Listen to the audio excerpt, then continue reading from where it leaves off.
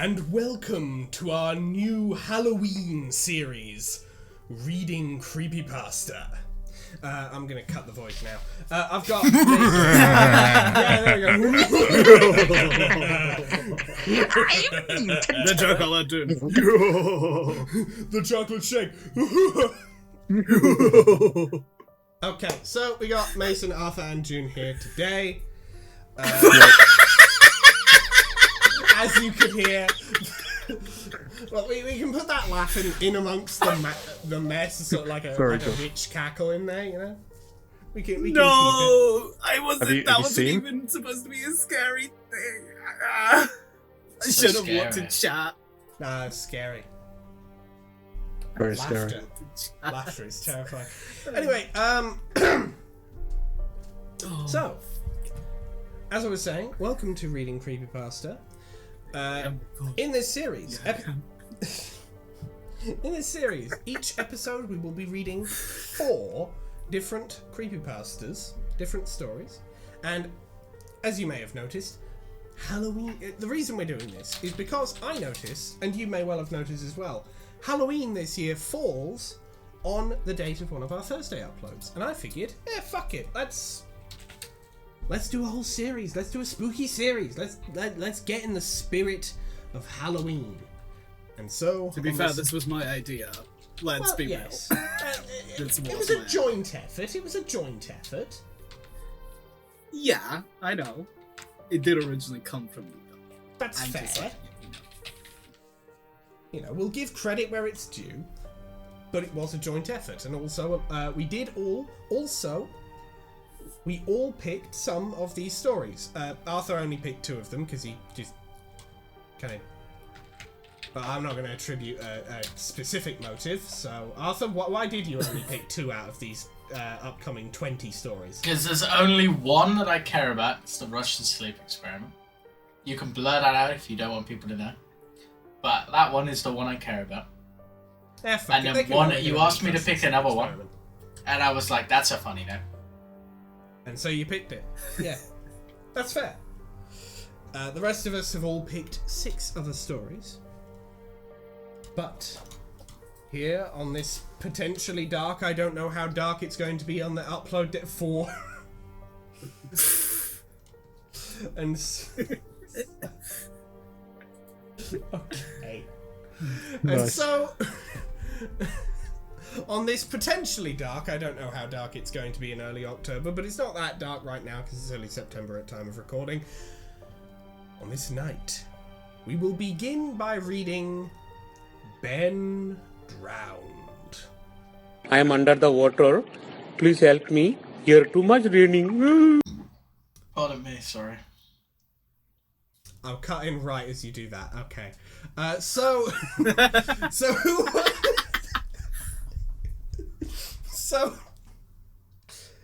wants to start with reading the pasta?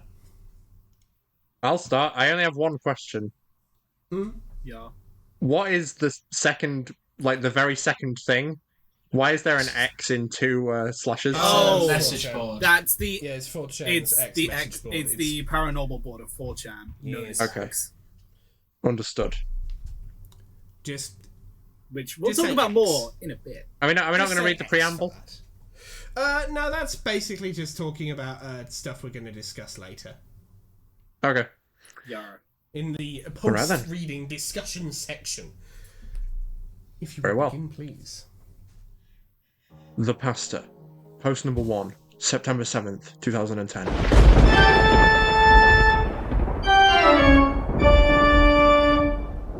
Okay, X. I need your help with this. This is not a copy pasta. It's a long read, but I feel like my safety or well-being could very well depend on this. It's video game related, specifically Majora's Mask, and it's the creepiest shit that has ever happened to me in my entire life. Having said that, I recently moved into my dorm room starting as a sophomore in college, and a friend of mine gave me his old Nintendo 64. I was stoked, to say the least. I could finally play all those old games of my youth that I hadn't touched in at least a decade. His Nintendo 64 came with one yellow controller and a rather shoddy copy of Super Smash Bros. Well, beggars can't be choosers, needless to say. It didn't take long until I became bored of beating up level 9 CPUs. That weekend I decided to drive around a few neighbourhoods about 20 minutes or so off campus, hitting up the local garage sales, hoping to score on some good deals from ignorant parents. I ended up picking up a copy of Pokemon Stadium, GoldenEye, fuck yeah, F-Zero, and 2 other controllers for $2. Satisfied, I began to drive out of the neighbourhood when one last house caught my attention. I still have no idea why it did. There were no cars there, and only one table was set up with random junk on it, but something sort of drew me there. I usually trust my gut on these things, so I got out of the car and was greeted by an old man. His outward appearance was, for lack of a better word, displeasing. It was odd. If you asked me to tell you why I thought that, I couldn't really pinpoint anything. There's just something about him that put me on edge. I can't explain it. All I can tell you is that if it wasn't the middle of the afternoon and there were other people within shouting distance, I would not have even thought of approaching this man. He flashed a crooked smile at me and asked what I was looking for. Immediately I noticed that he must have been blind in one of his eyes. His right one had the glazed over look about it. I forced myself to look into his left eye instead, trying not to offend, and asked him if he had any old video games. I was already wondering how I could politely excuse myself from the situation when he told me he had no idea what a video game was. But to my surprise, he then said he had a few ones in an old box. He assured me that he'd be back in a jiffy and turned to head back into the garage. 1 second. As I watched him hobble away... Could you try backing away from the mic a little bit? I think you're peaking it a bit. Oh, okay. Is that better? Yeah, Oh, that's better. Yeah, that's much better. That's much better. Okay. We were here. As I watched him hobble away, I couldn't help but notice what he was selling on his table. Littered across it were the rather peculiar paintings, various artworks that looked like ink blots that a psychiatrist might show you. Curious, I looked through them. It was obvious why no one was visiting this guy's garage sale. These weren't exactly aesthetically pleasing. As I came to the last one, for some reason it almost looked like Majora's Mask. The same heart-shaped body with little spikes protruding outward. Initially I just thought that since I was secretly hoping to find that game at these garage sales, some Freudian bullshit was projecting itself into the ink blots. But given the events that happened afterward, I'm not so sure now. I should have asked the man about it. I wish I did ask the man about it. After staring at the Majora-shaped blot, I looked up and the old man was suddenly there again, arm's length in front of me, smiling at me. I'll admit I jumped out of reflex and laughed nervously as he handed me a Nintendo 64 cartridge. It was the standard grey colour, except that someone had written Majora on it in black permanent marker. It a little bit again. You might just want to make sure he's... Okay, well I'm about as far back as I can be, while still seeing the text. Try sort of a medium range? I don't know. I got butterflies in my stomach as I realised what a coincidence this was, and asked him how much he wanted for it. The old man smiled at me and told me that I could have it for free, that it used to belong to a kid who was about my age that didn't live here anymore. There was something weird about how he phrased that, but I didn't really pay any attention to it. I was too caught up in not only finding this game, but getting it for free. I reminded myself to be a bit sceptical, since this looked like a pretty shady cartridge and there was no guarantee it would work. But then the optimist inside me interjected. Maybe it was some kind of beta version or pirated version of the game. That was all I needed to get back on Cloud 9.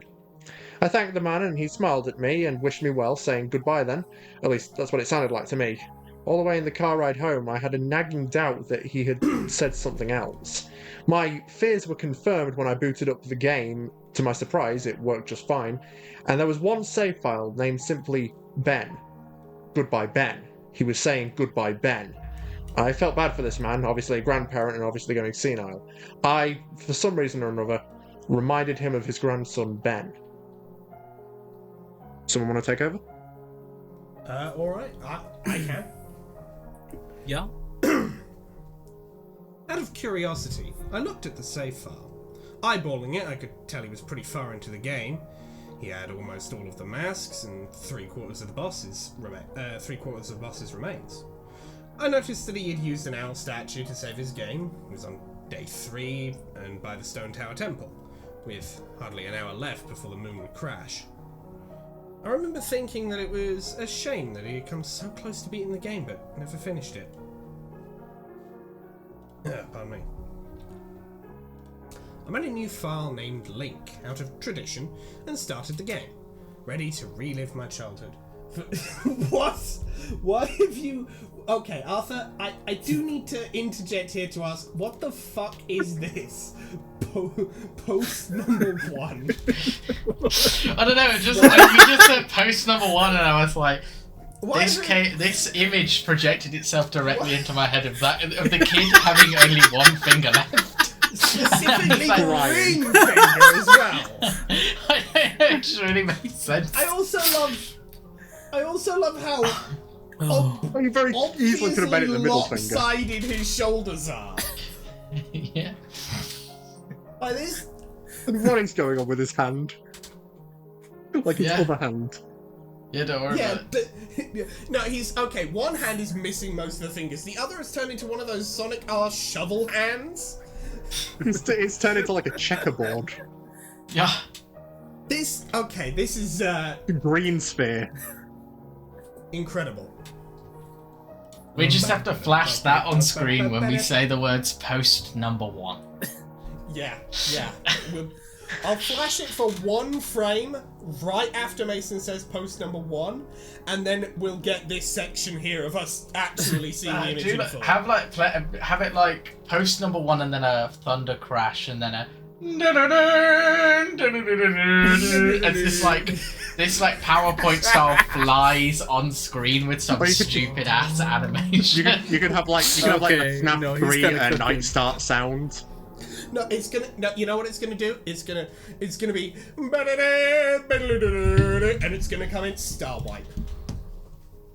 That's amazing. Perfect. Yeah. And then I'll get started. I'll try and figure out a post number 2 image that I want to make. It again somehow. You're gonna figure this out. We're gonna figure this out. Okay. I don't know you what. work on I that. have no You idea. work on that. We'll pass you narration at post 5 after you've made the post 5 image. Thanks. I mean, I'm having to read at some point. We've got a little bit. We got a bit. Okay. Where the fuck was I? I think I was such a shady looking cartridge. Yes. For such a shady looking cartridge. Sorry, I can't get over the fact that I know that Arthur is underway making his next masterpiece. For such a shady looking cartridge, I was impressed at how smoothly it ran. Literally just like a retail copy of the game. So for a few minor hiccups here and there, like textures being where they shouldn't be and random flashes of cutscenes at odd intervals, but nothing too bad. However, the only thing that was a little unnerving was that at times, the NPCs would call me Link, but at other times, they would call me Ben. I figured it was just a bug. I figured it was just a bug. Fluke of the... I do like doing a little... Alright. Fuck's sake. What? That's not spooky. I moved my microphone a little further back as well. Fair enough. That's a good shout. I do like doing just sudden shift. Just like doing one thing, suddenly cut myself off, immediately start doing something else. I do like doing that every so often. It's a good bit, I think. Anyway, I think it was just a bug. Fluke in the programming causing our files to get mixed up or something. It did kind of creep me out for a while though, and it was around after I had beaten the Woodfall Temple that I regrettably went into the save files and deleted Ben. I had intended to preserve the file just out of respect of the game's original owner. It's not like I needed 2 files anyway. Hoping that it would solve the problem. It did, and it didn't. Now NPCs wouldn't call me anything. Where my name should have been in the dialogue, there was just a blank space. My save file name was still called Link though. Frustrated, and with homework to do, I put the game down for the day. I started playing it again last night. Getting the Lens of Truth and working my way towards completing the Snowhead Temple.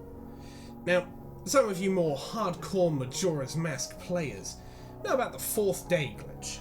For those who don't, Google it, but the gist is that right as the clock is about to hit 000 on the final day, you can talk to the astronomer and look through the telescope. If you time it right, the countdown disappears and you essentially have another day to finish whatever you were doing. Deciding to do the glitch and try and finish the Snowhead Temple, I happened to get it right on the first try. and the time counter at the bottom disappeared. However, when I pressed B to exit the telescope, instead of being greeted by the astronomer, I found myself in the Majora boss fight room at the end of the game, a trippy boxed-in area, staring at Skull Kid hovering above me. There's no sound, just him floating in the air and the background music, which was regular for the area, but still creepy. Immediately, my palms began to sweat. My knees were weak. Oh, I'm so happy. It's creepy spaghetti. Second save file deleted already. Creepy spaghetti. Hell yeah. This is definitely not normal.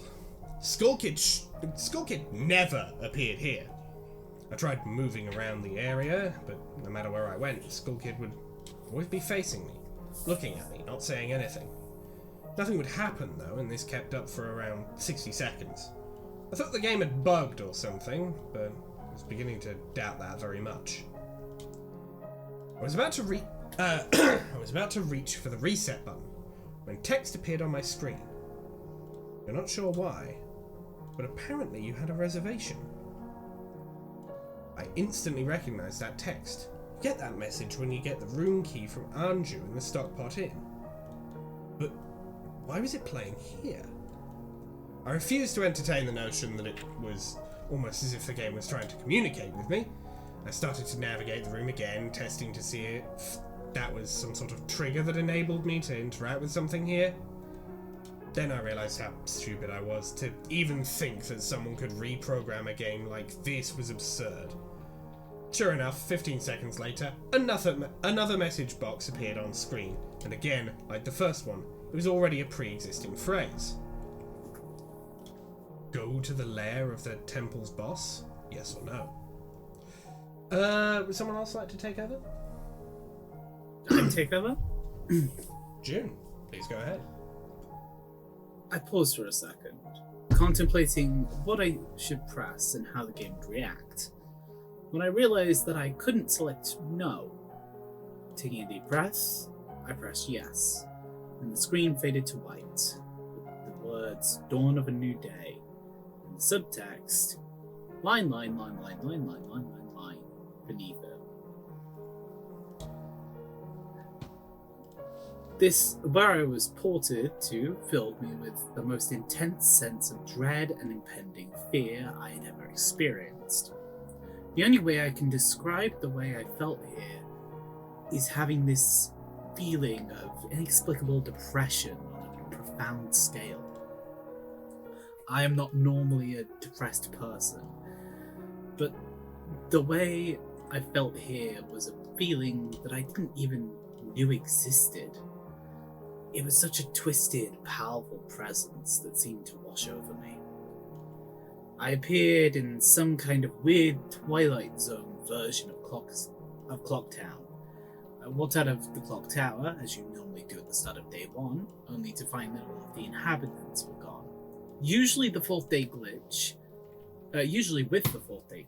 you can still find the guards and the dog that runs around the tower this time.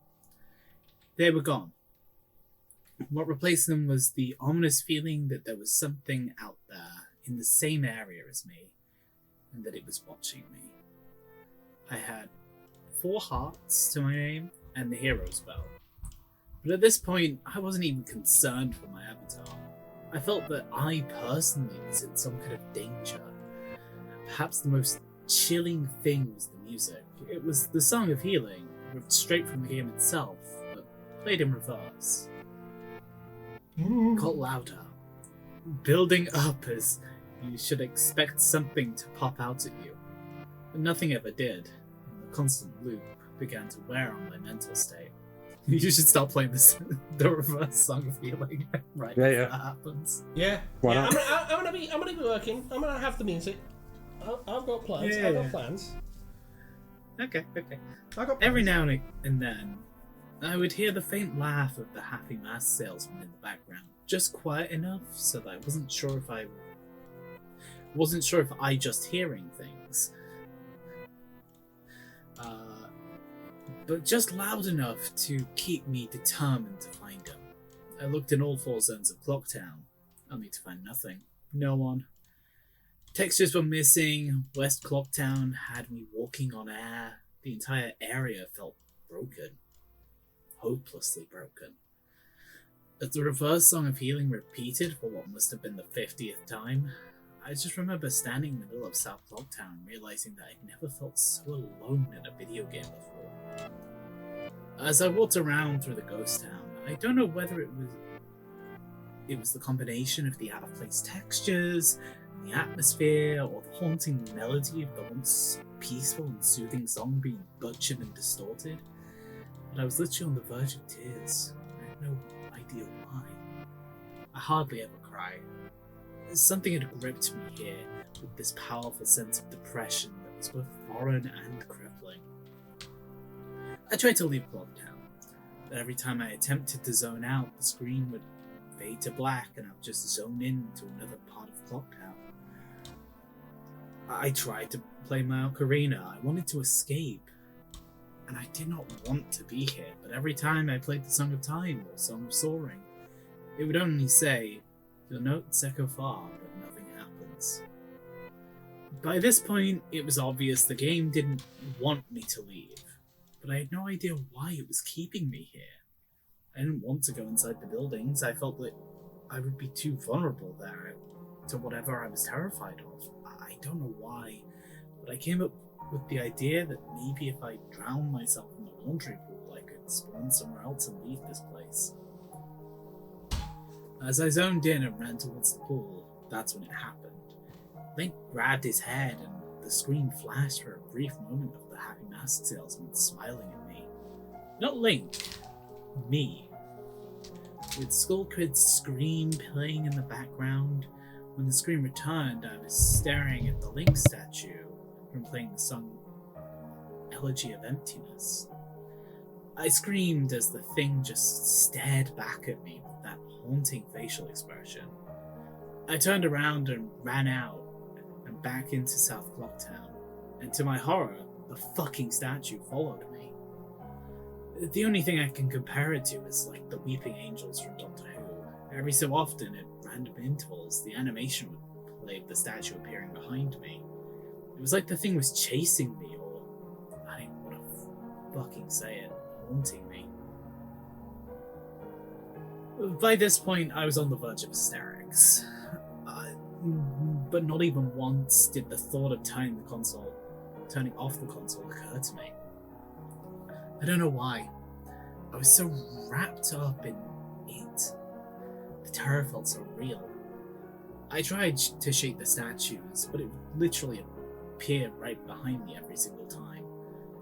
Link began to make weird animations I'd never seen him do before. He would flail his arms around or spasm randomly, and the screen would cut to the Happy Mask Salesman smiling again for but a brief moment before it was face to face with that fucking statue again.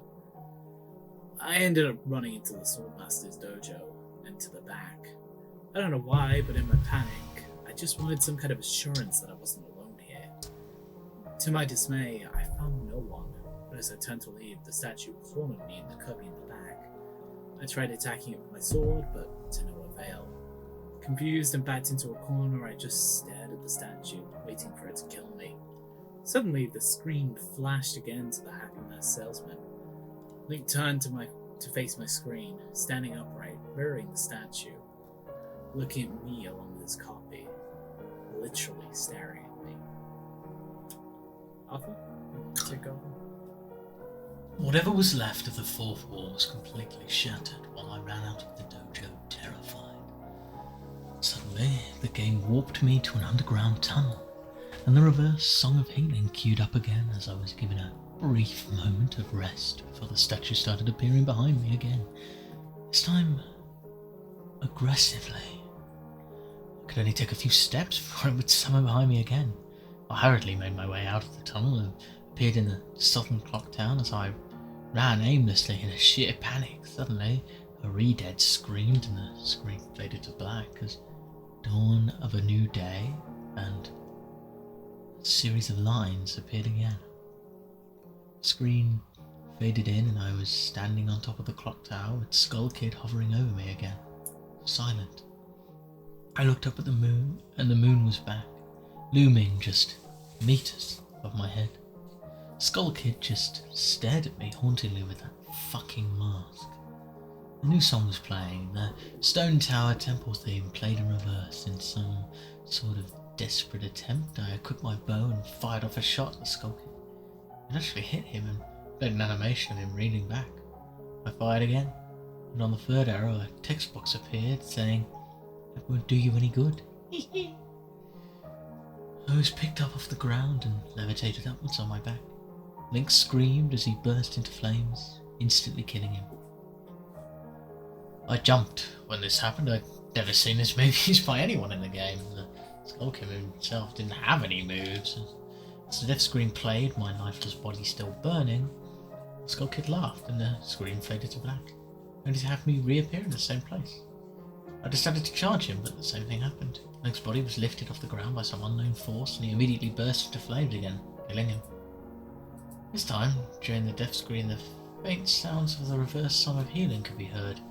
On my third and final try, I noticed there was no music playing this time. That all there was eerie silence. I remember that in the original encounter with Skull Kid, he was supposed to use the ocarina to either travel back in time or summon the giants.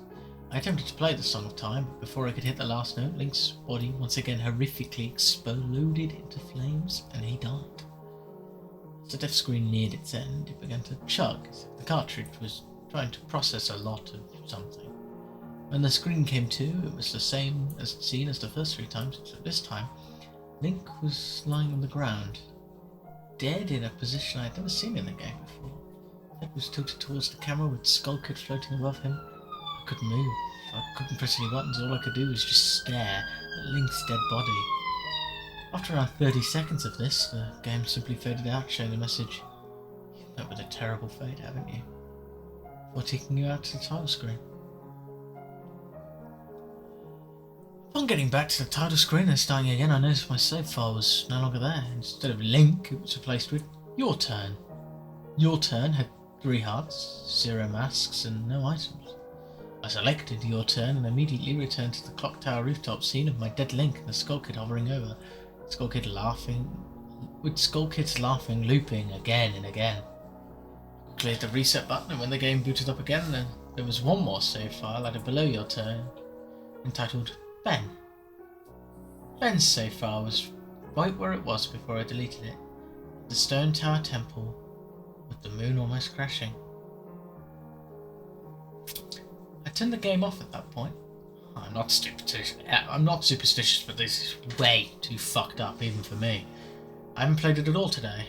Hell, I didn't even get any sleep last night. I kept hearing the reverse Song of Healing music in my head and just remembering the scene of dread. I expelled the sense of dread I felt exploring the clock tower. I drove back to that old man's house today to ask him some questions with a buddy of mine. Why was I going there alone? Only to find that there was a for sale sign in the front yard, and when I rang the door, no one was home. So now I'm back here, writing down the rest of my thoughts and recording what happened. Sorry if some of this is some whatnot. I'm running on no sleep here. I'm terrified of this game, and even more so now that I've relived it a second time, writing this all down. But I feel like there's still more to it than meets the eye. And there's something calling to me to investigate this further. I think Ben is something in this equation, but I don't know what. And if I could get a hold of the old man, then I would be able to find some answers. I need another day or so to recuperate before tackling this game again.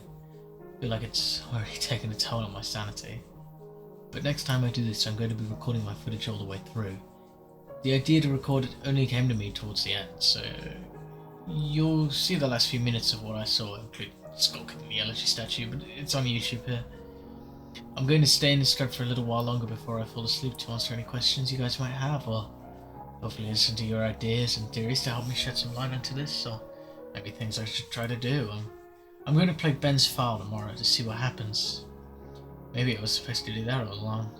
I don't believe in paranormal shit, but I mean, this is a little fucked up. Maybe this Ben guy is just a really good hacker / programmer. I don't I think about the alternatives if he isn't. That's the end of the copy-paste. I'm hoping this is some kind of running gag the developers had and the other people who've gotten the gag or hacked copies of the game like this. This just really scares me. We have an image that crashed the fucking...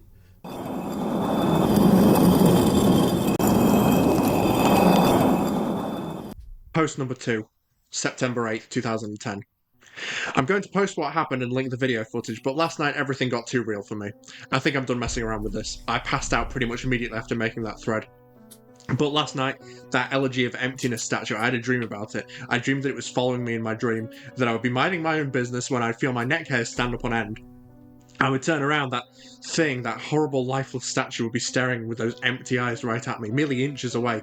In my dream, I remember calling it Ben, and never before had I had a dream that I could remember so vividly. But the important thing is I did get some sleep, I suppose. Today, putting off playing the game as long as I could, I drove back up to that neighbourhood to see if the old man came back. As I expected, the car was still gone and no one was home.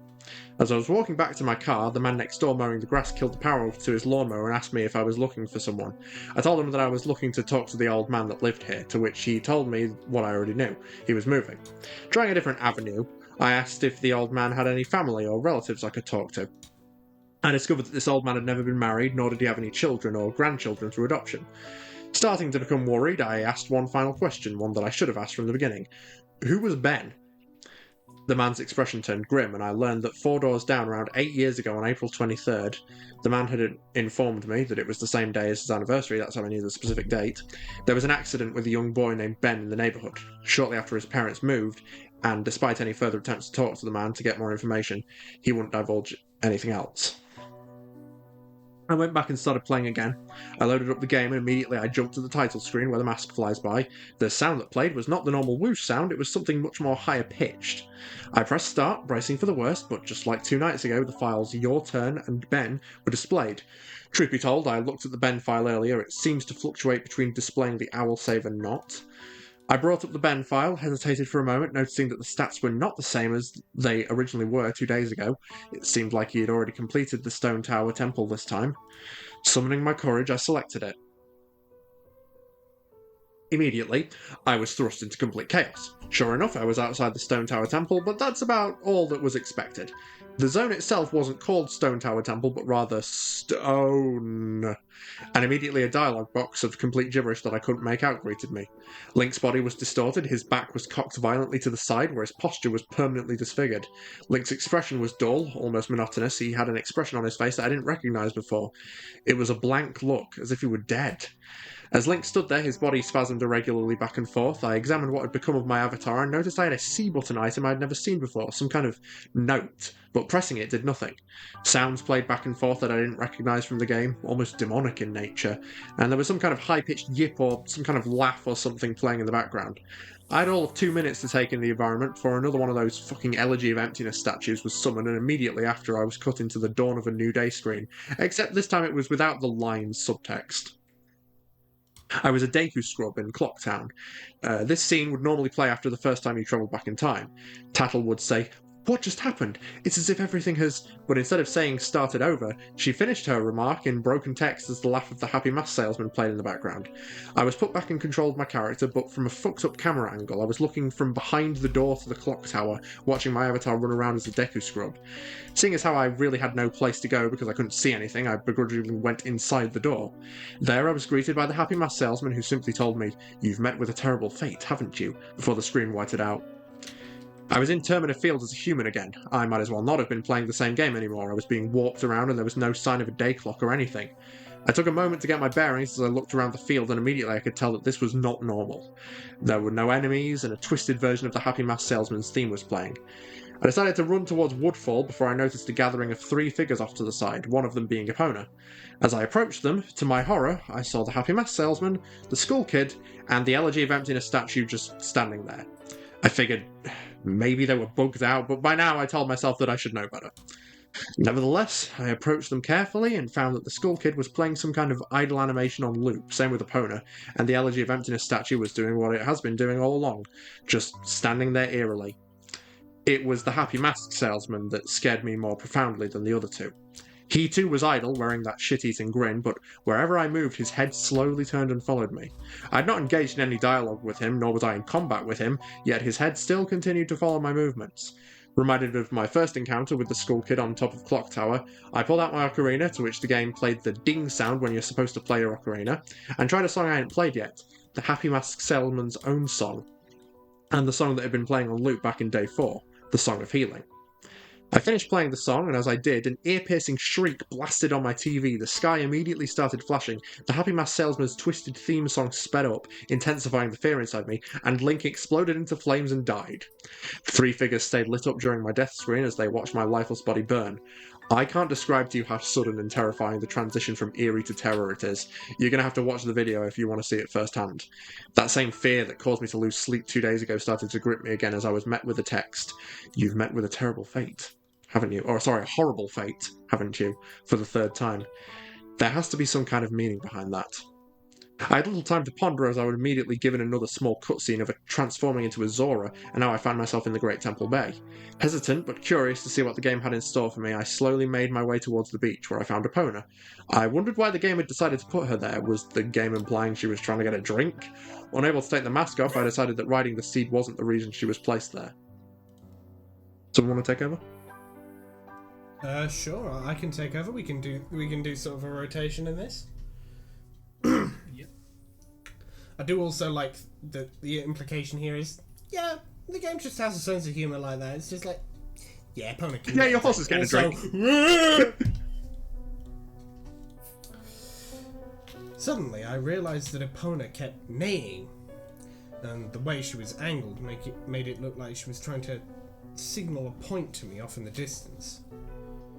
It was a hunch, but I dove into the Great Bay and started swimming. Sure enough, I almost missed it. I found something at the bottom of the ocean. One last Elegy of Emptiness statue. I went down to examine it, and suddenly my Zora started doing a choking animation I'd never seen a Zora do before. Which didn't even make sense, because Zoras can breathe underwater. Regardless, my character choked to death and died. And again the statue was the only thing that was highlighted in my death. I didn't respawn this time. I was booted back to the main menu, as if I restarted the console. The press start screen was before me. I knew the only reason why it would put me here is because the save files had changed again. Taking a deep breath, I pressed start, and I was right. The new save files told me about Ben. Now it made sense why the statue appeared when I tried to go to the laundry pool. The game must have anticipated how I would have tried to escape the Day 4 clock town. The two save files told me his fate. As I suspected, Ben was dead. He had drowned. The game obviously isn't through with me. It taunts me with the new save files. It wants me to keep playing. It wants me to go further, but I'm done with this shit. I'm not touching any more of the files. This is already too horrifying for me, and I don't even believe in the paranormal, but I'm running out of explanations. Why would someone send me this message? I don't understand it. I just get too depressed thinking about this. The footage is up here for those who want to see it and try and analyse it. Maybe there's some kind of coded message in the gibberish or something symbolic in what I went through. Too emotionally and mentally drained to fuck with it anymore. Okay, Arthur, what do you got for post 3? What do you got for post 3? You're gonna get that post 4 going quick, my guy. I'm gonna be done with it quick. Post 3.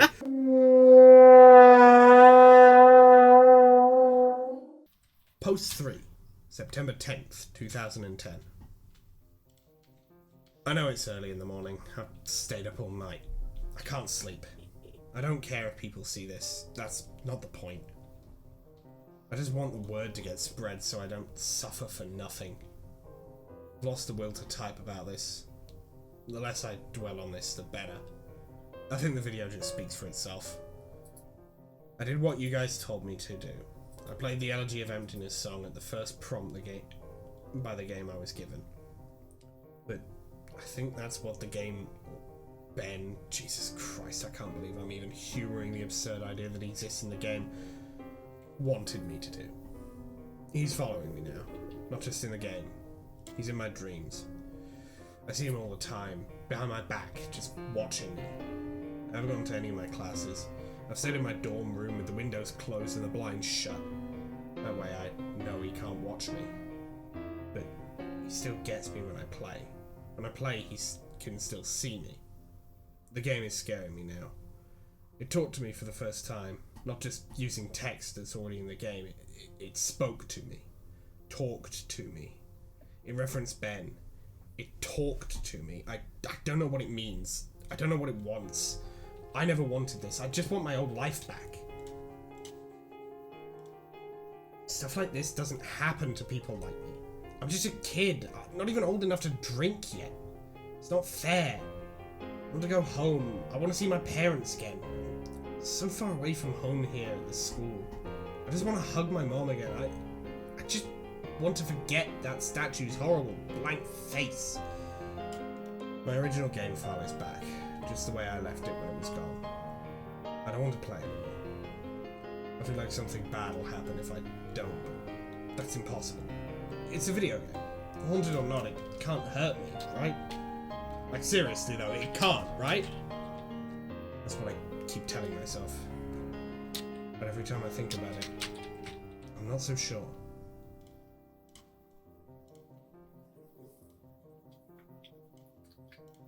Okay, Arthur, we got a post for? Mm-hmm.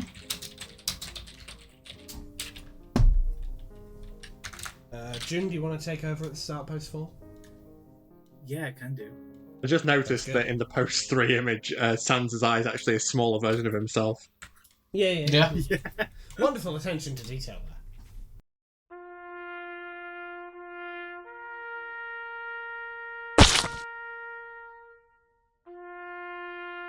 Post number 4, September 12th, 2020. Let me just clear things up. 2020, Ted?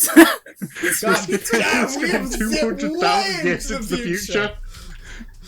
Me when this story took a 200,000 year time jump.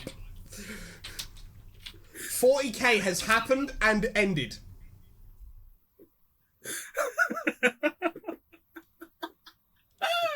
And the Ben Drown storyline continues.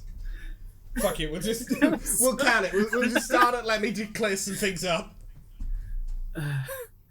Okay. Let me just clear things up. I know you guys get worried about Jedusable. Is okay. He finished moving out today, and he said he's going back home. He's just taking the semester off. I'm not really sure what happened. I have a vague idea, but you guys probably know more than I do. I'm Jedusable's roommate, and obviously I knew something was wrong with him for a few days now. He stayed in his room all the time, fell out of contact with literally all of his friends, and I'm pretty sure he hadn't been eating hardly anything. After the second day, I couldn't stay in there anymore, so I've been crashing at a buddy's place, only coming in to my room to get stuff that I need. I tried talking to him several times, but he cut me off or keep the conversation brief when I asked him about his strange behavior. It looked like he was convinced something was hunting him. Yesterday, I came to grab my philosophy textbook, and he approached me, looking awful, like horrible bags under his eyes. He handed me a flash drive and gave me specific instructions. He told me that he needs me to do one last favor for him. He finally explained to me what had been going on. He gave me the account info of his YouTube account and told me that he's getting away from here, that it lured him to play again. Instead of trying to change things, and that he shouldn't have done that, and to upload the footage and inform people what happened, I told him that he could do it himself, and he got this wild look in his eye. And he told me he's never looking at that game again, and that's the last thing he said to me. He never even said bye when his parents came to pick him up. He never even called to me his parents. I honestly can't tell you what happened. When he spoke, it was kind of hard to understand him, and his fucked up appearance really distracted me. On the flash drive, there was footage of the game last night, a text document with his name and password from YouTube, and a third document called thetruth.txt, containing what he told me were his notes that he'd taken.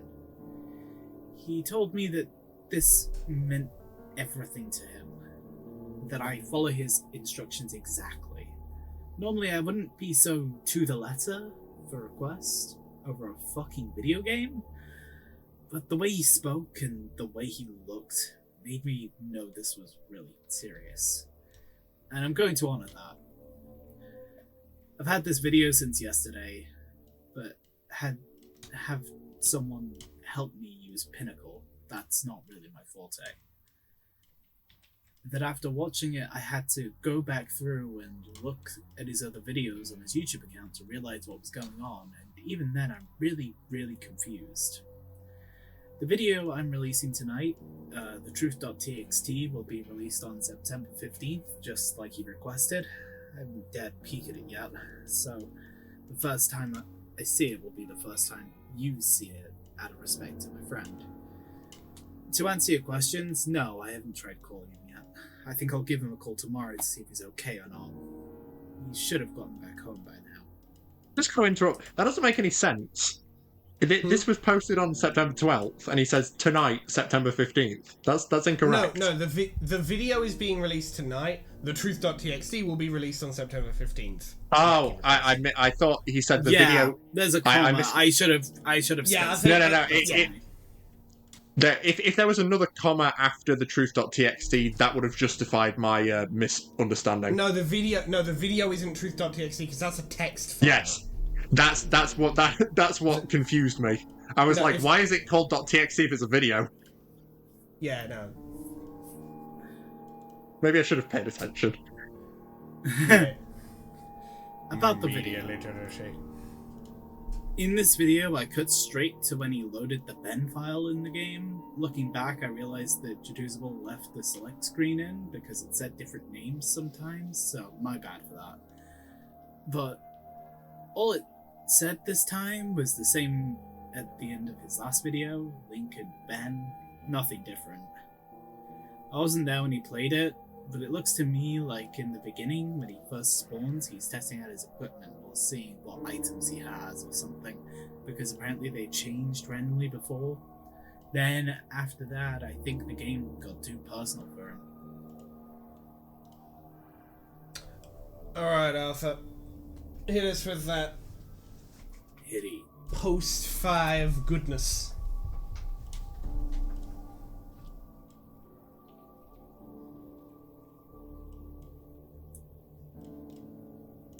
Cool. Just a sec. Just finishing up.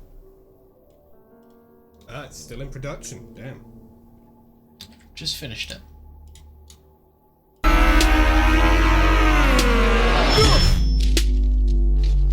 Post 5.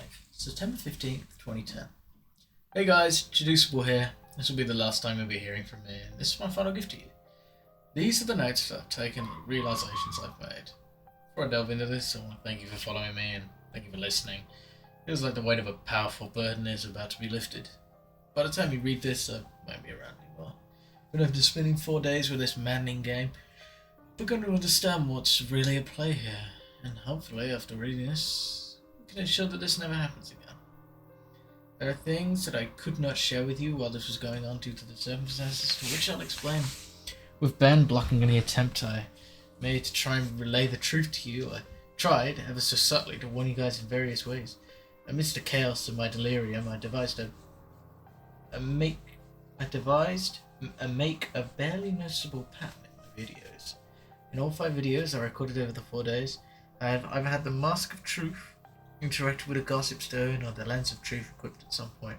For you Zelda enthusiasts, those are all symbols of honesty and trustworthiness, and I hope that one of you may have picked up on the reference. As I played the file, to which I would name Ben, being mindful of how Ben was watching over my every move in the game, I made a point to avoid doing anything too obvious, but I sent out a hidden message to you with this. I never equipped the lens nor the mask nor visited a stone. It worked, and the video was uploaded. I prayed that someone would notice the pattern didn't apply to Ben. Tags followed suit too. I hope you guys paid attention to those as well. Those were my little messages to you. Nothing big enough to catch Ben's attention or make him suspect anything. But Ben manipulating and changing my files. I honestly hope that what you guys saw was close to what actually happened, but there's no way for me to know. This may be a long read. I don't have time to proofread or make any of my research pretty, but here it all is. September 6, 2010, 11 PM. Can't believe what happened. I'm sure if there's some kind of elaborate hopes, despite the fear, I can't help but be exceptionally curious about this. Who or what is that statue? A lot of questions here. I'm starting this document as a diary so I can keep track of everything. I'm typing a summary of what happened so I can come back to it later. December 7, 2010, 2:10 AM. Summary was supposed to here. You can go back and look at my post for this day. 4.wmv for that. 4:23 AM. I can't sleep. I'm trying so hard, but the harder I try, I just get more restless. I feel like the statue's appearing when I close my eyes. 8:20 AM. Didn't sleep at all. It's going to start my day. I don't think I have the energy to go to class today. I'm going to drive back downtown and talk to that old man and take my buddy Tyler with me just in case. 11:18 PM. Why being this specific, man? No signs of the old... Back home now. No signs of the old man. Really weird that he appears to be moving the next day. But maybe the for sale sign was up there yesterday and I just didn't notice it. Tyler wants to know what's got me all worked up. I didn't tell him. Going to eat. Feel like death. 3:46. Could have sworn driving back from the subway that I saw an allergy statue buried in some shrubbery staring at me go by. Oh, I definitely need sleep. Just round down, man. 5 p. Yeah. Just round down by a minute. Round down a minute. Be a 15 seconds past 5 PM. 15 seconds past 5 PM. Don't think a lot of people would believe me if I told them about what's happening. Gotta try posting this on the internet. Think I'll just use a summary of these. That's pretty sporadic. 6 PM. Connected my capture card to the computer and uploaded the footage. Thought my computer froze for a second. Made the stream popping sound when I hooked everything up. That seems to be working fine again. My computer can't die on me now. 7 PM. I just finished uploading. The quality's a lot thinner than I thought it would be. Gee, guess this really is a special cartridge. I've never had it come through this close before. Fuck you for saying G. You deserve to be haunted Golly to death. gee willikers. You deserve to be haunted to death. Rimini, what a calamity. 8:45 PM. Thought I saw an icon pop up on my desktop that looked like the statue's face for a split second. Give me quite a scare. I'm really gonna have to delirious. I'm gonna crash after this. 9 PM. Begin uploading my YouTube video on alternate account. 9:03 PM. I remember having uploaded a Vampire the Masquerade blog on this video last year. This was probably the account I shared with a friend of mine last summer. I hope he doesn't mind me using it to upload this. 9:55 PM. Posting my summary of day 4 with a link to the YouTube video. Try and stay awake, but I'm so tired right now. Predicted to twist Ben's a vampire. Ben is from the world of darkness. That's the twist. September 8th, 2001. 3 days remain. Hang on. What? 2000. Hang on a tick. That's a different bad thing So that's happened. that's what Majora's Mask was about all along. 9/11. I had a dream about the statue. I dreamed it was following me in my dream, and that I would be minding my own business when I feel my neck hair stand up on end. I turn around and that thing, that horrible, lifeless statue, would be staring with those empty eyes right at me, barely inches away. I do remember calling it Ben. Very suggestion, most likely. Never had a dream before like it so vividly. 11:21 I thought. I really don't want to play this game again. I'm gonna go back to see if the old man is there instead. 11:45 PM. Oh man, I had an interesting conversation with his neighbor. This full thing in my summary in tonight's attempt to play the game. Gonna wait a bit though, see if I can dig up any information on this Ben guy. 2:45 PM. I'm getting random, inexplicable headaches due to lack of inexplicable. Explains them. I keep hearing that song in my head. Also, it's flu season, so I need to be careful not to get sick. My immune system's gonna be shit right now because of that all night. PM. Nothing happened. Dear God. 3:02 PM. Why did you just include 3 PM? Why? Just Move- put it at 3 shift that PM, one up, guy. shift What that the one fuck? up, shift that one Just shut My shut computer it around. just on its own opened up a text document and read the words "Hi" and www.cleverbot.com by itself. I went to the website. It's one of those bot chatting programs. I think it's best if I just let the conversation speak for itself. Damn, this guy was ahead of his time. I can't believe this guy's getting phishing scammed. By a ghost. A ghost is hitting this man with a phishing scam. Okay. Does somebody want to take can I be role of Cleverbot? You take Cleverbot. Arthur, do you want to be user here? No, you guys can do user and Cleverbot, and I'll read after this bit. I'll continue after this bit. I'll take Real user. quick, I'm not gonna lie. When Arthur started the the dream bit, I thought it was gonna say I dreamt of 9/11. I had a dream about the Twin Towers falling. That's crazy. That would never happen. I wear a Majora's Mask with a smile for hours at a time. We're on a plane. Where are the towers? Anyway, Arthur, do you want to read the title of the conversation so we may begin? 9801 conversation. We're really insisting. I really thought you were just gonna go 9/11. 11 conversation. We're really No, 3 days remain. We're 15 years. We're 15 years on from this exact conversation. God damn. Wow. But Oh not my when god. you're Well, the audience, wait, yeah. no. Oh my god, yeah, it's the 8th. Oh. Correct. You remember? The 11th 8th of September. September 2001. Never forget. Wow, Earth, Wind and Fire were ahead of their time as well. 9/11. The Twin Towers A lot of people will being be ahead hit of their by a time plane right in now. on the 11th of September in 2001. Come on, Billy, we're gonna listen to Let's Groove tonight instead. Let's get out of here. We can't stick around with this concert. These people are going crazy. Is this predictive programming? Start playing Let's Groove tonight. It's like, fly the plane down. No. Let's 11th Groove of tonight has to September protect. It has to predict a different tragedy. Every song has its own tragedy prediction within it of different tragedies. The Chronicles of Ragnarok. Brought to us by Earth, Wind and I thought you Fire. were gonna say Chronicles of Narnia. It's like, oh yeah, that's Chronicles interesting. of Riddick. Brought to us by Earth, Wind and Fire. Incredible. Okay, I'm gonna begin now. Yeah. Hello? Hello. Who is this? And how are you able to control my computer? Who am I? And why can't I remember anything? All I can remember is that Gruesome Image, Happy Mass Salesman. Right, forgot. You're a bot. Do you really think that? Listen, I know whoever's fucking with my computer can see my screen right now. Yes. Yeah, and I'll wager you're one of those IT kids who thinks he's tough shit. You know what you're doing is, right now, is illegal, right? Is it? No shit. Are you familiar with the terms invasion of privacy? Get the fuck off my computer, kid. I am your computer. Cool story. Anyway, I'm calling DPS. You picked the wrong Calling time, fucking Deposit shit. Protection Service. Idiot.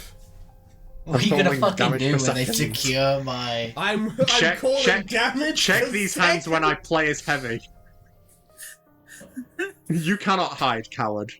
Oh... We don't need more DPS, guys. Somebody switch to healer. I'm not doing that, but one of you should. I'm not the problem. I've never seen such a terrible team comp in my life. It's just 5 mercies. Oh, thank God someone picked a 6th mercy. Okay. Did you read the whole line? Yes. Should I wait until you played the game then? What? That game. No, Mason, come on, please. The line is, now I know that sounds bad. Oh, sorry, I was too enthralled. What? You're too enthralled in the What? the fucking team shooter comp. God damn it. Yeah, I was too Problem. busy thinking of heavy. I should have This caught is that unfortunate. reference. This is I'm sad. disappointed in myself. Yeah, you should be. I'm not gonna lie, you should be. Feel bad. Yeah. Anyway. Majora's Mask? Yes. How did you know about that? So you Because- just said it, you dumb fucking idiot. Because you just told me, stupid fucks, fuck. boy. You just told me, Jeduceable! You should kill yourself now. Anyway. You want an order? How about this? Kill yourself! How did you know about that? Because Because what? I did it. Did what? 9/11. 3 days hence, the World Trade Center will fall. Both towers shall be struck by twin separate planes. This is my prophecy to you, child. Prevent 9/11 or die. Anyway. Did what? I played with you. What the fuck? You scared? Who the fuck is this? Ben? The statue, the dog. The dog. You're inside my computer now? Yes. How? You connected me. How the hell did I connect you? Cables and cords. How? Everyone, all over the world, is interconnected. We're gonna say, lend me your energy. We'll use a serial spirit bomb to experiment defeat Ben. All I'm imagining is now just like a very long stretch. Yes. This is being fucking evaporated by the spirit bomb. No, it's... No. No. Anyway, we're at how. I just said how. Tell me about yourself. What? Tell me about yourself. What do you mean? What is it that really scares you?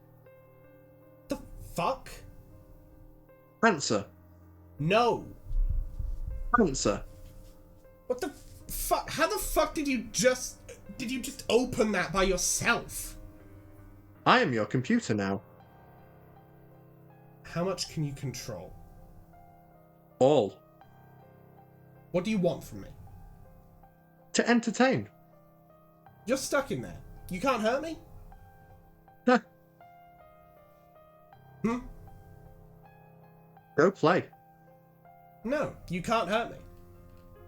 Took you longer to type that. So, You're not sure. you're so powerful. Why use a ridiculous website like this to chat with me?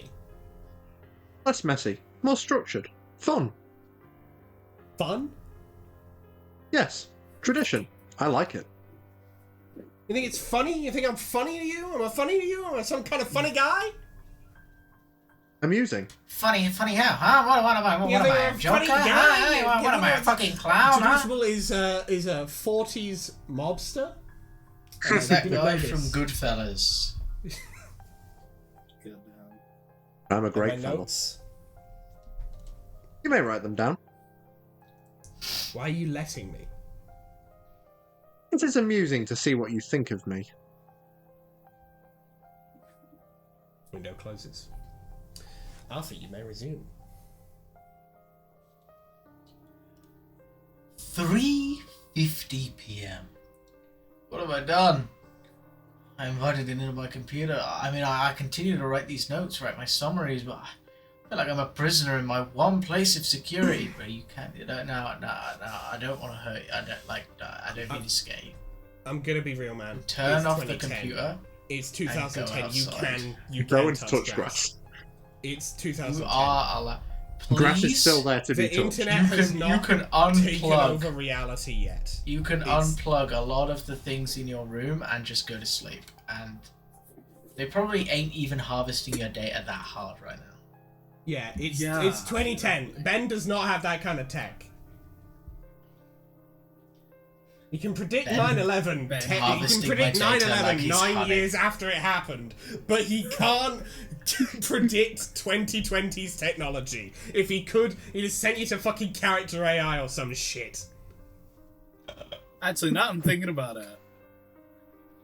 You know, maybe this is predictive programming with the whole AI psychosis thing that's going on right Yeah, now. that makes sense. No, Jerusalem's just suffering from AI psychosis. That does make sense, actually. That is the saddest thing I've ever heard. AI psychosis. Yeah, no, people have fucking died from that shit. People have gone full off the deep end with it, and we're just at the beginning of this. It's fucked. You gotta not do that, man. You gotta never engage with this. Yeah, it's straight up. AI more dangerous than most drugs, I think. I don't know. At least they will take years to kill you, not weeks. I don't know if I'm hallucinating. I feel like I'm fucking insane right now. I can feel it. Watching over me even as I type this. Ben is controlling everything in the game. Toying with me, leading me like a sheep. But for what? What's the purpose? I know Ben drowned. He said it! Alright, yeah, he said it! Roll credits. Do the regular show intro, but it just says Yeah, but it says Ben drowned, but it just says Ben drowned. But why these hauntings? What the fuck am I even doing? I could probably even see this right now. Summary of the Ben.wmv playthrough. 7:18. Round up. Nah. 7:19 p.m. Round down to 7:17. And a half. Yeah. Ben called me to Cleverbot again. He tells me that he's sorry and he wants to be free and that I can free him. It's just like how he got on my computer from the capture card. He can spread, but he needs my help. He says I am special because I can help him. That's the first nice thing he said. He promises to leave me alone if I do it. He swears he will. How can I even trust this thing? 7:20 p.m. 2 minutes. You can include those in the same one. Put them I'm in terrified the same of it. paragraph, But now it's saying it just wants to have fun. It's a twisted, fucked up version of fun. It seems the game is over. I do want it to be over. He says that he just wants to be free and then he's trapped in the cartridge and my computer and he wants to be freed. I don't want to have to deal with this shit. I don't know how long I can deal with the watching. Switch away and remove. Every keystroke. I have nothing private anymore. It knows everything that's been on my computer. It tells that if it wanted to, it could do horrible things to me. But it hasn't. So I should trust it. I don't want to And be. like it or not, I have to believe him. Something tells me I'm being played again. Just like in the game. 9:29 p.m. Ben called me to Cove again. I ignored it. I went to go take a shower. When I came to my laptop, I was woken up with an image of the elegy statue staring at me with its dead eyes. I don't want to talk to him. 9:44 p.m. Fuck you, Ben, I'm not talking to you. 9:56 p.m.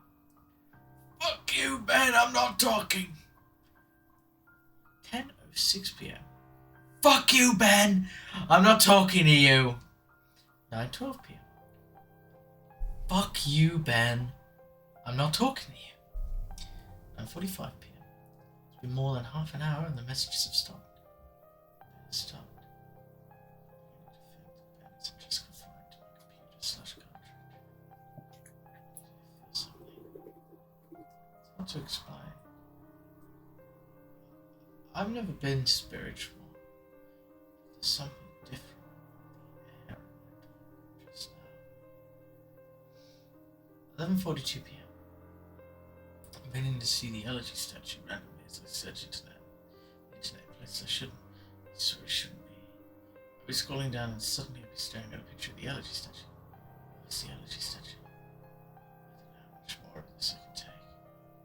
September 9th, 2010, 12:35 a.m. My worst fears confirmed. Ben has tampered with my summary of ben.wmv. I looked at the summary that I posted on various forums for the ben.wmv file, and parts have been omitted. There's no mention of Ben existing outside the game. There's no mention of the Moon Children. How could he have been that quick to delete the post without me noticing? I'm wondering if maybe it appeared to me that I was posting everything, but in reality Ben was posted in his own censored version. I'm going to ask Ben why he did it. 12:50 a.m. He isn't responding to me on Cleverbot, it's just giving the generic responses it usually does. I'm just talking to a bot this time. 1:24 a.m. Think Ben is mad at me. Round up. 10:43 a.m. The Moon Children appeared in my dreams last night.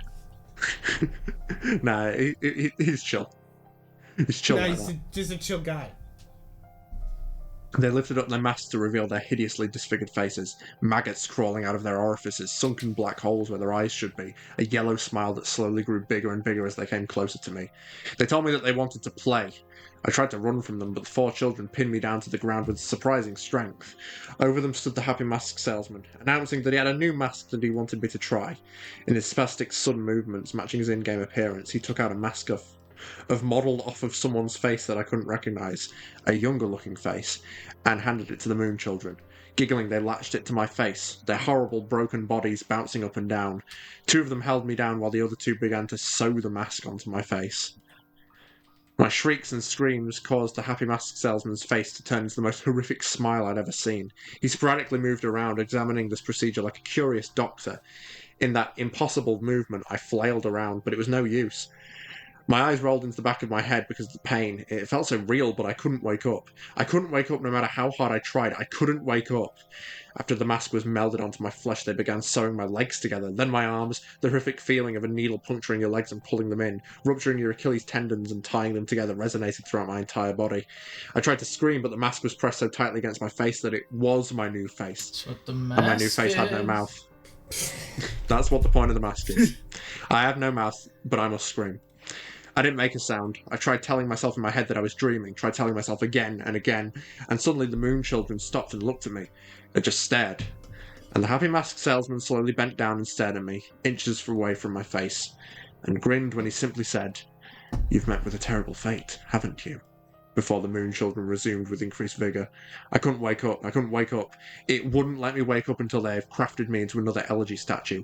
I woke up sweating, crying, and shaking uncontrollably. I immediately ran to my computer and went for Ben. Alright, who wants 9-9-10. Conversation 1. Okay, who wants to take Judicial here and who wants to take Ben? I'll take. We should do me and June, and then I'll take. Yeah. Do you want bot or you can choose June? I'll do bot. You do Jed. So you take user Arthur. June will be taking the role of Ben. Answer me, Ben. Welcome back. What is the point of doing this? Why? Amusing to see. How? Fun to play. Fun to toy with you. Makes you feel safe. I wonder how you would have reacted. To what? If I hadn't revealed myself, stayed hidden, only doing little things to play with you. Close out your windows, turn off your computer, move your mouse by itself. Little things. Make you wonder if I'm there, but you never know. Give you little hints that I am. I wanted to do something different with Did this before? you. Yes. And I will do it again. Did you know Ben? Yeah, he drowned.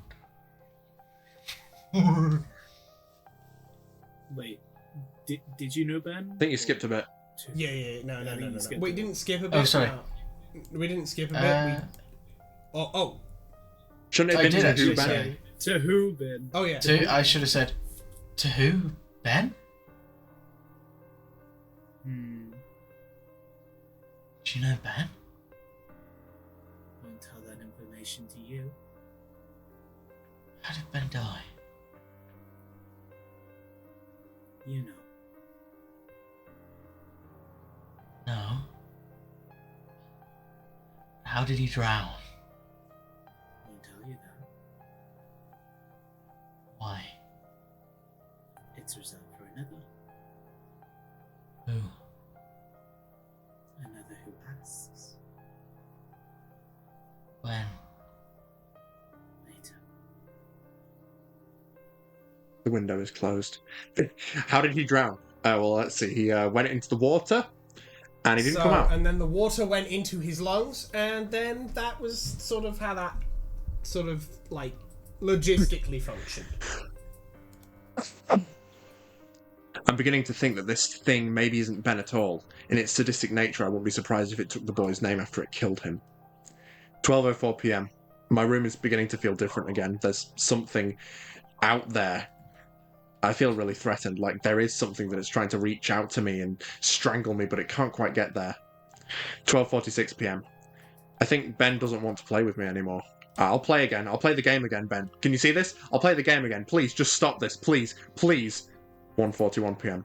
I'm going insane trying to decide what is real and what isn't. Is Ben just playing a trick on me, or is this for real? Is Ben generating these replies, or are people actually posting them? Did I just see that screen flicker, or was it just my imagination? Imagine depending on the internet and trusting your eyes for your entire life and then being blinded. You can't rely on it anymore. You second guess everything. For the briefest moments, I am looking at my responses to the videos. People were pointing out things that looked fake or photoshopped or whatever, and there is literally no way for me to know if Ben changed something on purpose to try and shut me up, or if maybe those replies were just constructed by Ben to try and discourage me from even reaching out. See, I get fucking caught in an infinite mindfuck loop like this, and this is what has been wearing on my sanity and pushing me to the edge. As I'm writing this, there's no way of even telling if anyone even cares as much as I think they do. Just another fucking trick. Does this whole document even exist? Am I writing nothing? 9:10 conversation 2. Elsa, June, do you want to pick up your roles from the other one? Can do. Can do. What is it? What's the point of playing? I die whenever I do anything. You die because you can't figure out the secret. What? Dramatic. What the fuck are you talking about?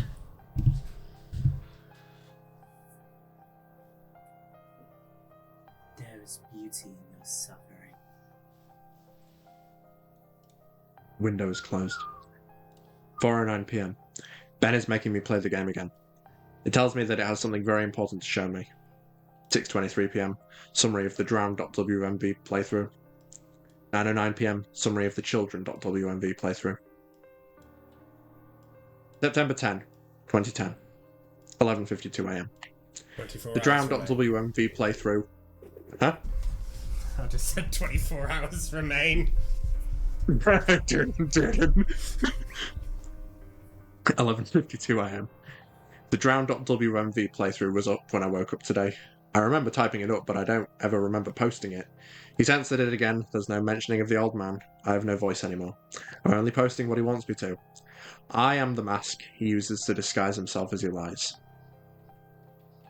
11:55 a.m. There's an entire video summary of a video that I don't remember doing. Reading through the summary, this sounds morbid, resembling my dream from 2 nights ago, except on a far more sadistic scale. These moon children, there's something more to them, almost as if they're another entity from Ben. Something happened last night that I can't remember. I'm posting the 4th summary to the forums now. Shadow of my chair moved. 12 p.m. Ben won't let me visit YouTube.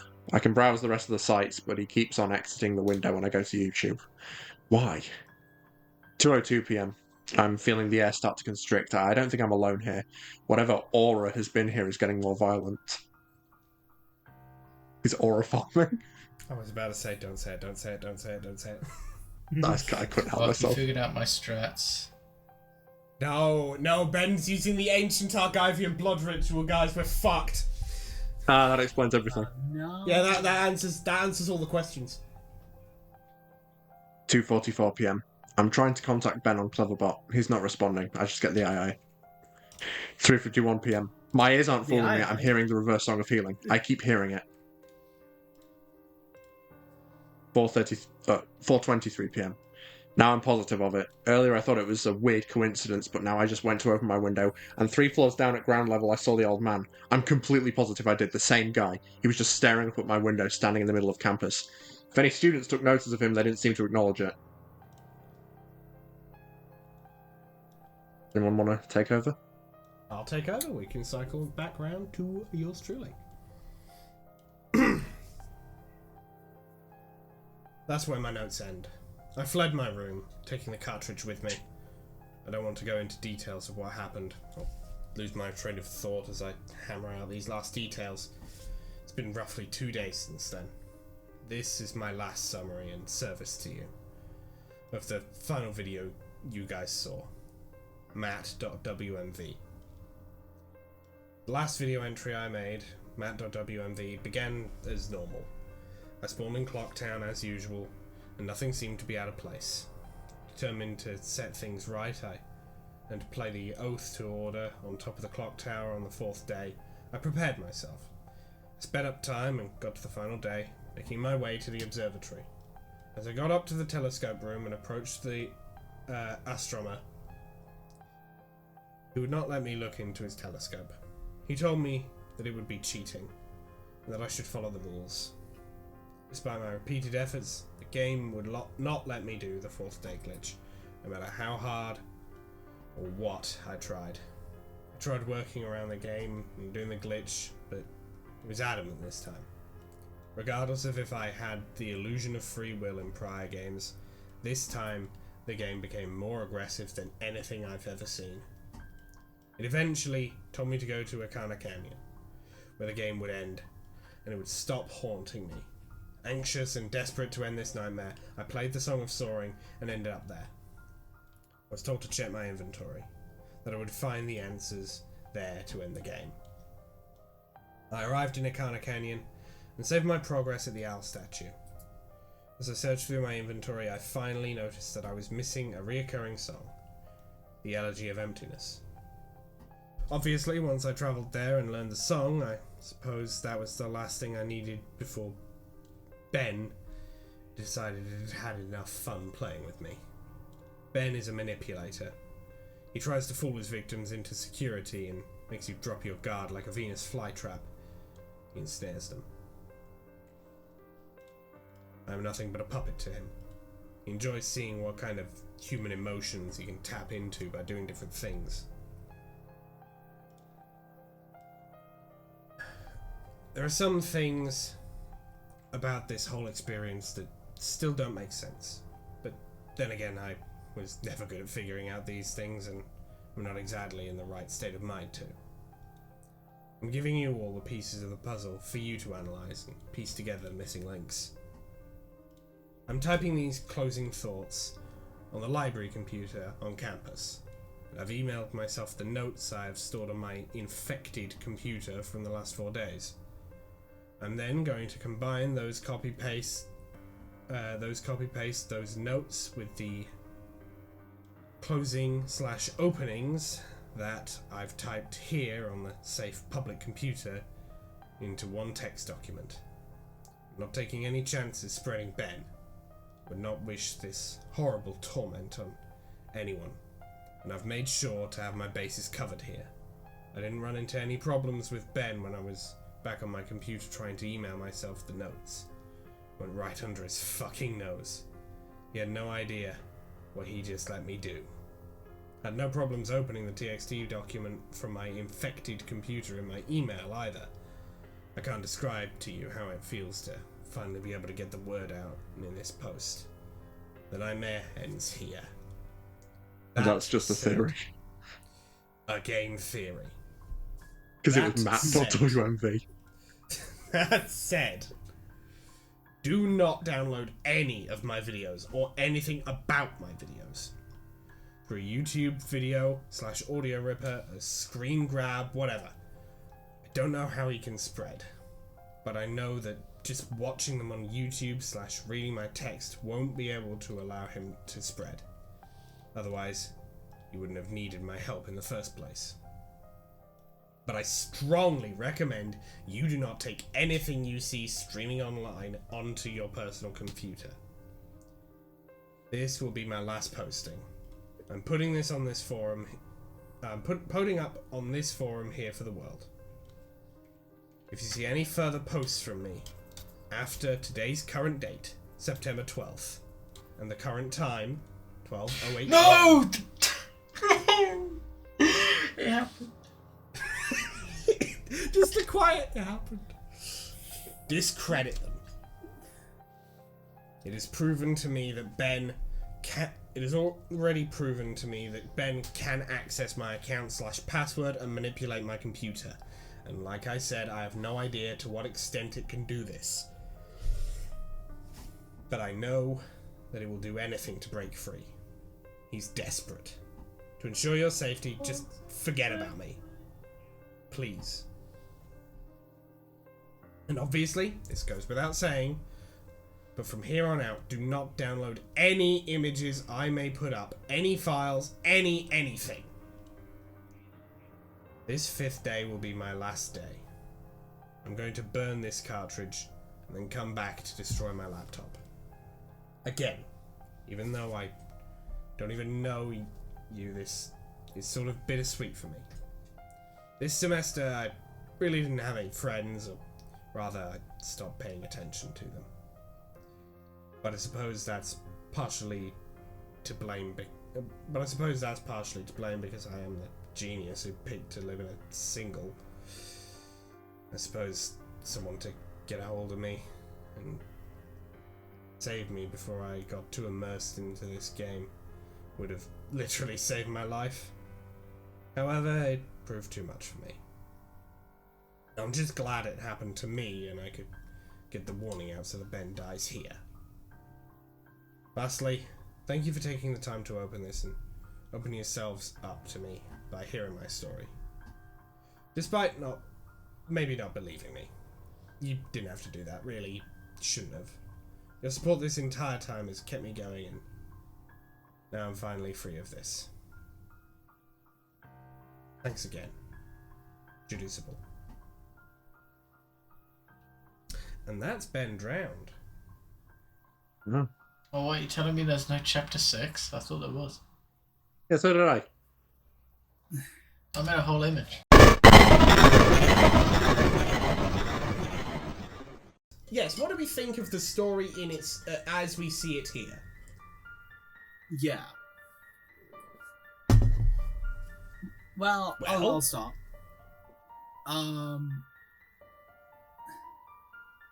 Ventron's interesting because it's, to my knowledge, like one of the earlier gaming creepypastas. And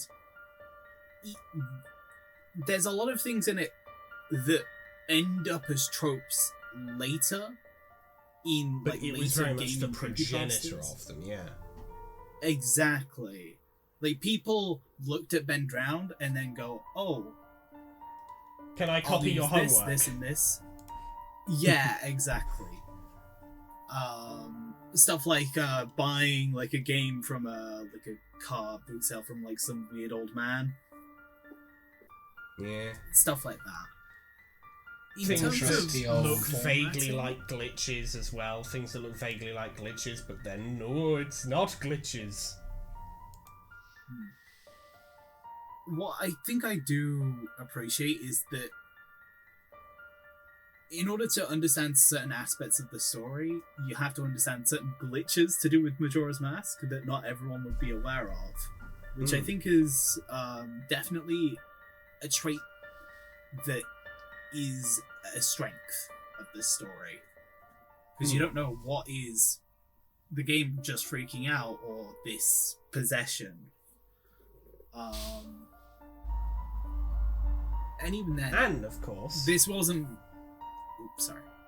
no worries, but yeah, and of course, we're technically not experiencing it the right way because this story is meant to be consumed alongside the video content that was uploaded. Yes. There's quite a bit of video content. Before I get into any of the bonus stuff, Arthur and Mason, do you got any specific thoughts? I'll let Mason go first. Well, I mean, I've known of the existence of Ben Drowned for quite a while, but I never really knew like what it was actually like about, so to speak. Like I got the general theme that like, oh, it's like a haunted game. Ben was a kid who drowned and stuff, but like I didn't know about the like sort of the chronicling of it as this sort of like descent into madness and sort of like view of it. I am, there's things where I read it and I was like, okay, but I can see where like it's attained its sort of like fame of how it's been like presented. Like as you say, it's one of the earlier gaming ones, and even though I thought it was older than it actually is, it's still quite old, so to speak. And yeah, as you said, the video accompaniment, while these days would be completely dismissible, at the time I'm sure was like enough to at the very least get people thinking. So yeah, I think it is quite interesting. I kind of appreciated, like, if you look at it from a more cynical lens, a more like dismissive lens, I kind of appreciate the melodrama of it. Yeah. Certainly. And I think before we get into Arthur's thoughts, I will say with the video content, really impressive thing about it, aside from a couple of like edited together jump cuts here and there, all of the effects of the game were done on console with a Game Shark, if I'm not mistaken. It was actually a Project 64 emulator software. And a ROM. Either way, it was done within the game. It wasn't like I've stitched this together in Premiere Pro. Yeah, there's actually an interview with the creator of Ben Drowned, Alex Hall, on Arcade Attack, as well as a like podcast episode. Which I haven't checked out the podcast episode. I'm looking through this article. Very interesting stuff here. If people want to read more about it. Yeah. Anyway, Arthur, the floor is yours. Yes, Arthur. Well, I'm the resident hater. Well, that's starting off strong. Starting as we mean to begin, yeah. Starting as we mean to go on.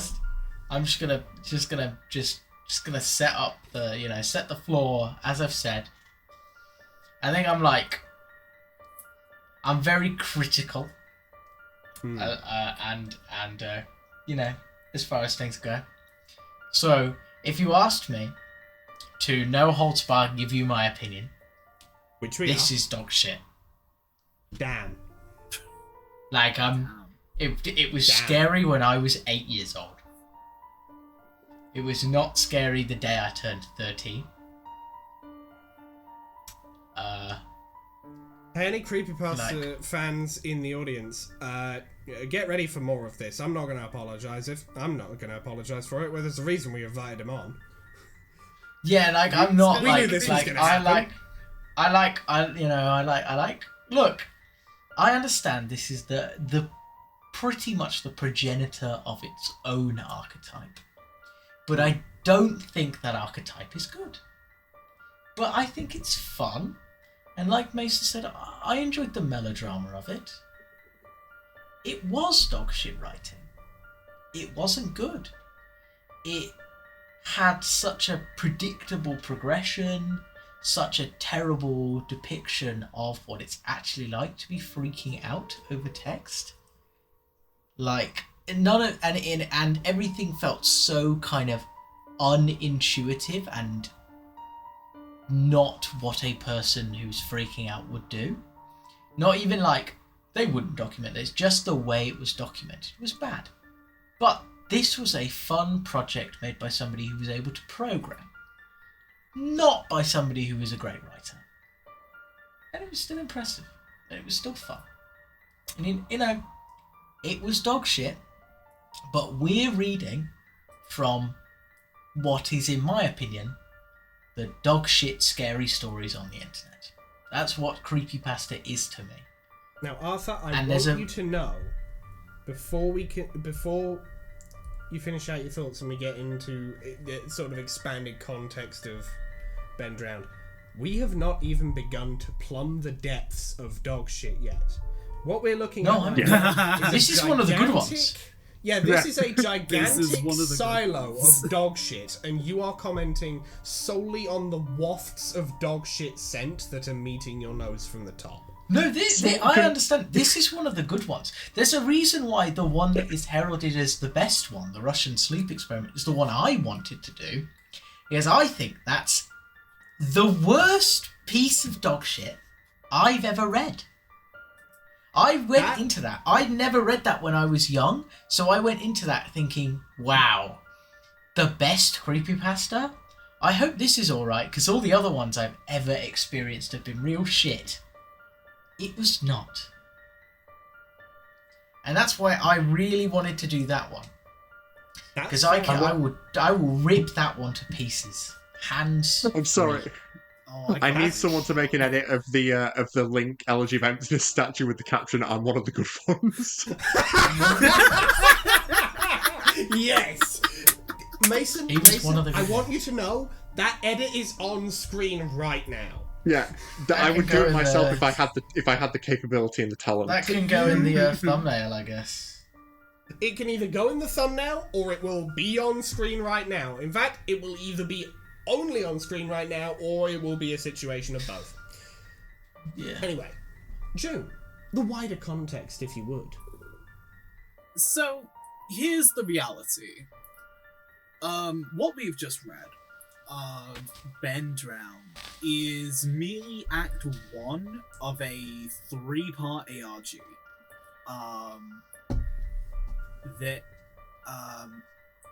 And some bit of expanded context. The truth.txt was uploaded on the 15th of September, as stated. But it wasn't uploaded as in copy-pasted. It was uploaded as a download file. And things you might have noticed is the 4th post is from a supposed roommate who Deducible never mentions. And this ends up leading into Act 2 of this entire ARG, which is referred to as the Moon Children, which you can find out a lot more of this stuff. There's an entire wiki about this ARG. With basically documented posts, like everything that is documented about this ARG, to my knowledge. I could be wrong. And it ends up expanding on some of these more, like, some of the stuff that's mentioned in the truth.txt, so stuff like the Moon Children, and I know there's stuff about a cult. I briefly followed the ARG when it got updated back in like 2019, and then promptly forgot about it. But as of now, as of February 12th, 2023, the ARG has ended.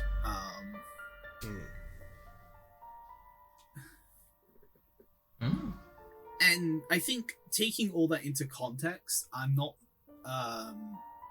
as knowledgeable about the second or third parts of the ARG.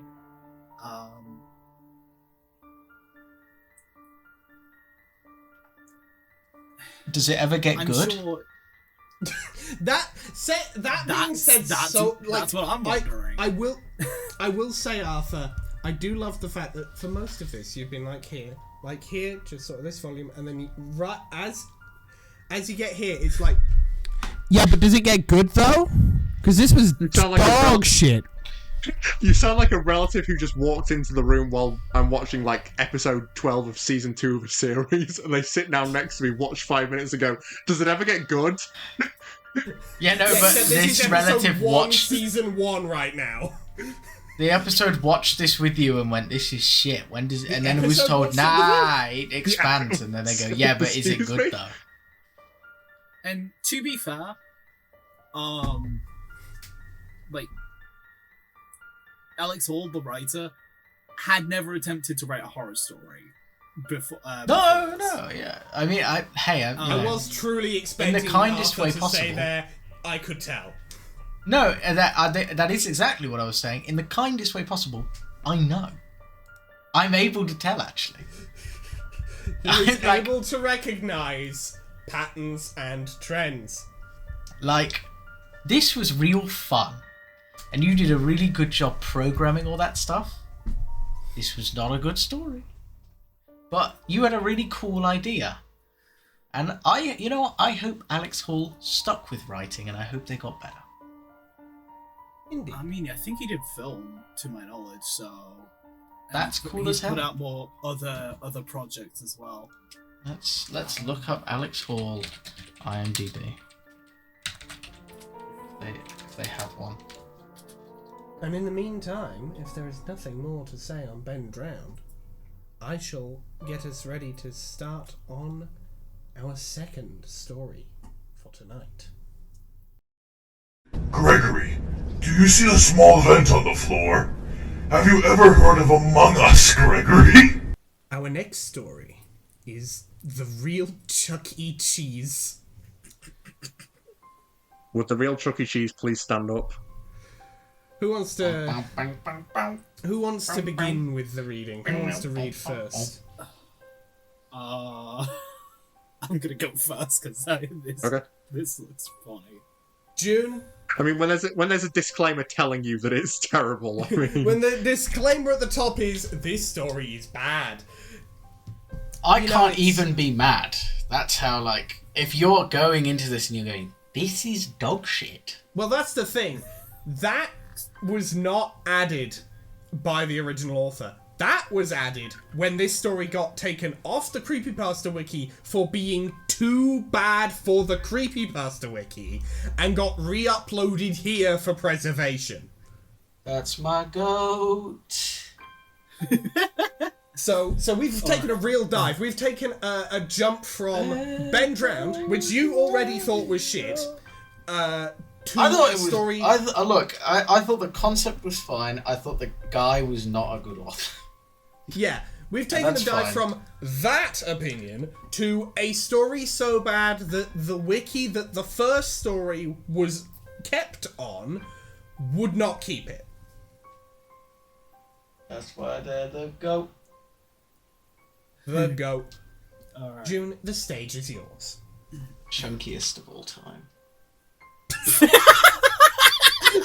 Say that, please.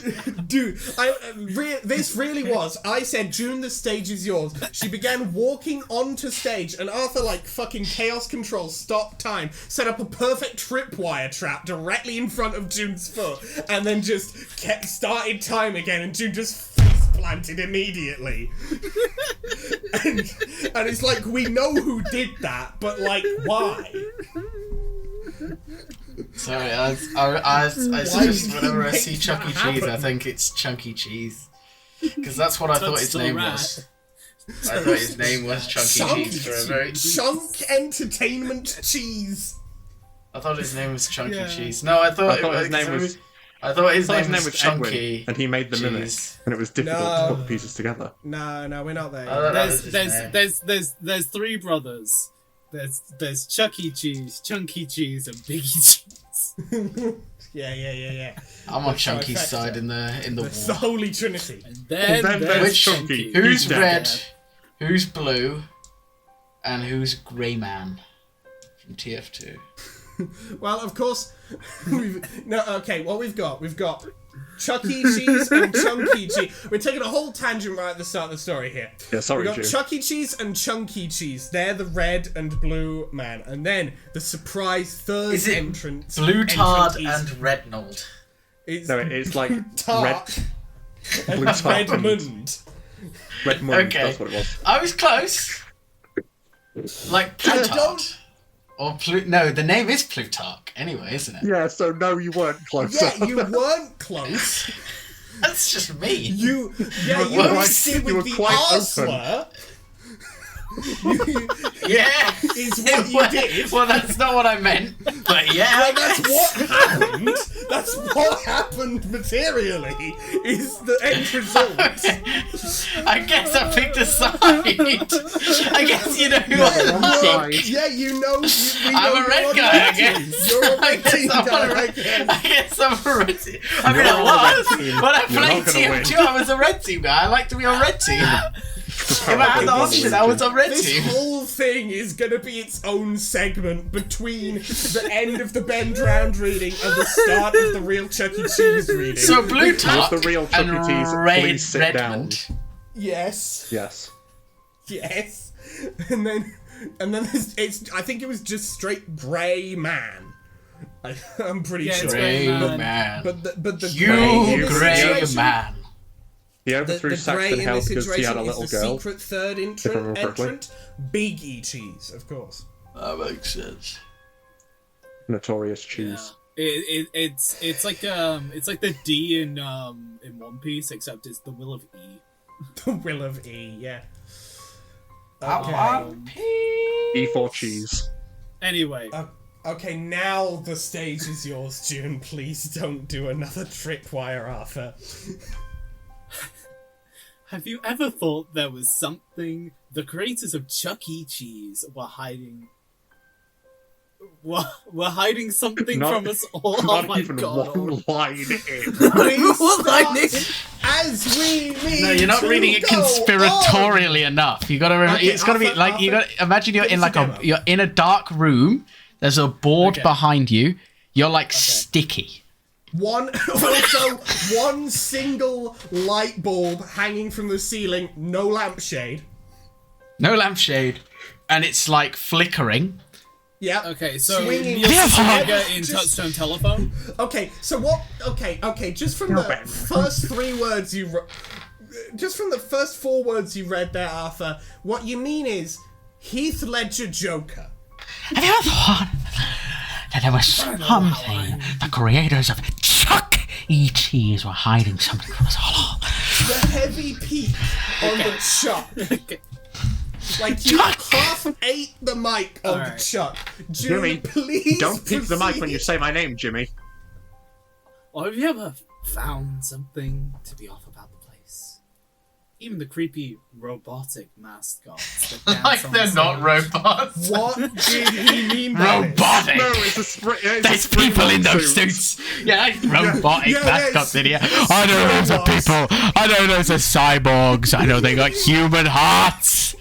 I can see Don't these inside. cyborgs also make them somewhat robotic? This Okay. is I know you grew them in vats. That's a real talking bear, idiot. Arthur.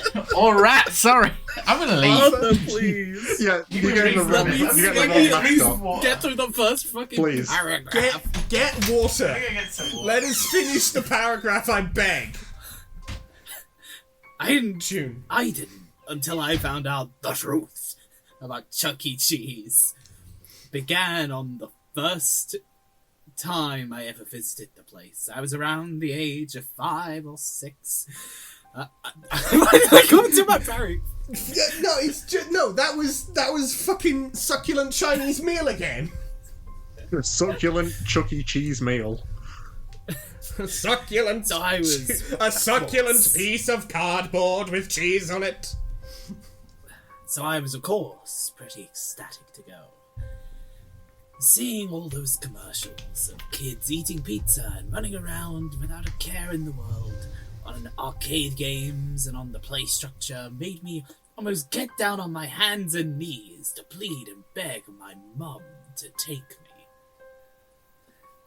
After finally getting her to break, she took me. I was the happiest kid in the whole world. My mom drove me over just a few hours before evening, so maybe around 4:30 or so. I almost knocked over the woman at the door who gave the little stamp on your hand, running ahead of my mom, and bursting through the doors like a manic child. Eventually, I was stamped and left literally screeching as I ran around to all the games and playsets. After a bit, I stumbled on over to a game, like Whack-A-Mole, but with sharks, right by the staff-only room. Do have to interject.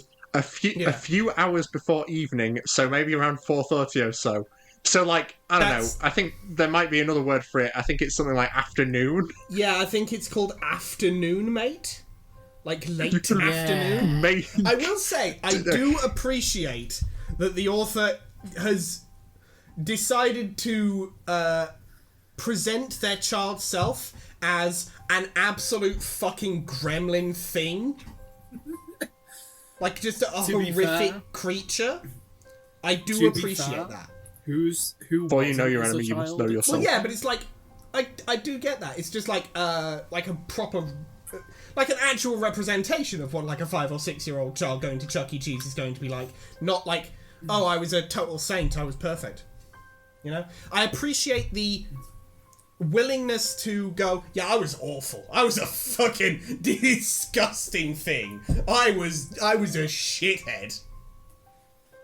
You know, it shows a little bit of self-awareness. I'll allow this that. next paragraph, and then I'm gonna pass over. Yeah. Okay. I think, honestly, this next paragraph, and then we let Arthur take over if he's back by then. Yeah. I feel like Arthur can work well with what's coming up next.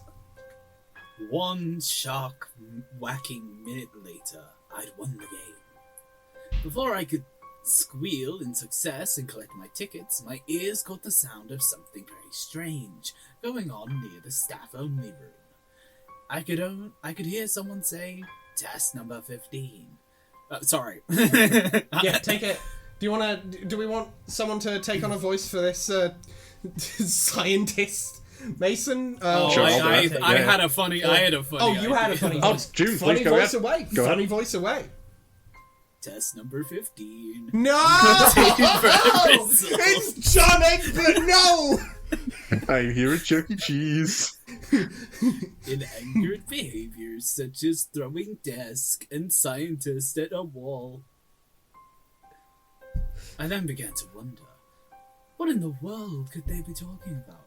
Maybe they were making a new game.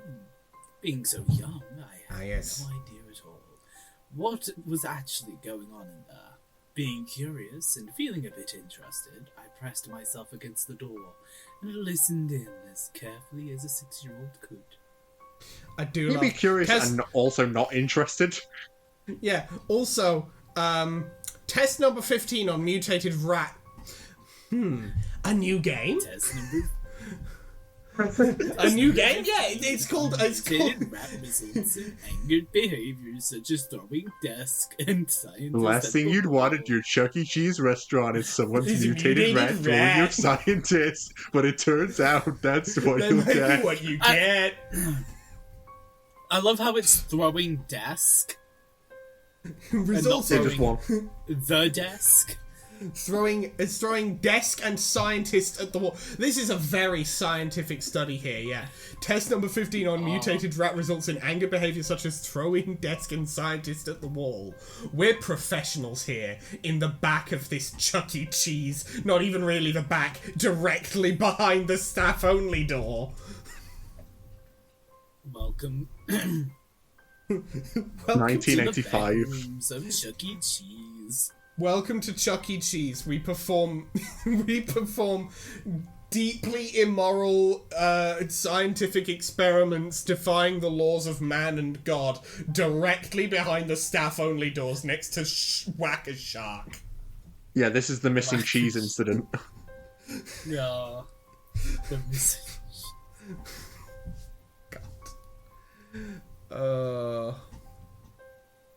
You back yet, Arthur, are you here? Arthur, please. He's not back. Damn. He's not back. There is no God, only me. Fuck it. Mason, do you want to take over in his stead? Yeah, sure. I could hear them snapping. Yeah. I could hear them snapping at each other. Things like, "What are we going to do with this beast?" and "Get it away from me!" A mumbled What am I shout gonna do? poured over whoever was in there and replied with louder, "We can't just kill that thing, it's a beast version of our mascot!" It's a beast! It's a monster bread! Oh my god, Beast. it's Beast Chuck E. Cheese. It's like Chucky Beast. No! It's Chuck E. No! We can't keep getting away with it! Oh my god, it's like Beast Monokuma but Chuck E. Cheese. Oh god. The talking stopped. I blinked for a second and pressed myself closer on the door. I quickly realised that this was a very bad mistake. As the door opened from my weight against it, I slipped in, going from leaning on the door to falling face flat on the ground of the staff room. Immediately, footsteps trampled over to me, hands growing at my arms. I was out like a light in a few seconds, and I still don't know what the hell they did to do that. I woke up slowly, my eyes feeling heavy and my body feeling weak. My arms were heavy. In some kind of interrogation room. A tall man with a serious expression, wearing the cleanest white lab coat I've ever seen, began walking towards me out of the blue. The blue of an interrogation room, apparently. Like he knew I'd be awake. Like he knew I was awake. His voice was deep, and it was scratchy from what I could tell when he began to speak. From what you can tell, use your ears! Also, but Hold did he on, really... I just thought of Guys, something funny as a I think he knew that he was awake. Guys, I think he knew. I just thought of something really funny for the next line. Go ahead. Do you want to do the go voice? ahead. You know, don't you?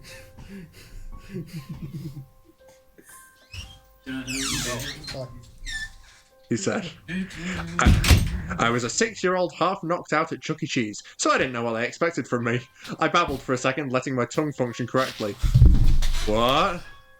I replied dumbly, blinking hazily.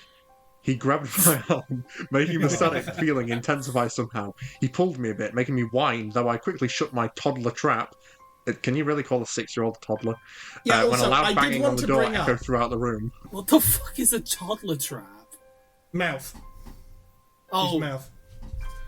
right. I Shut shut up your my trap. cage. I was Yeah, 6 years old, caging up the other I had a bear trap kids. with me. Nah, I had a but bear I'm 6 trap old. with me. I had like Trap. a big, like a crab trap.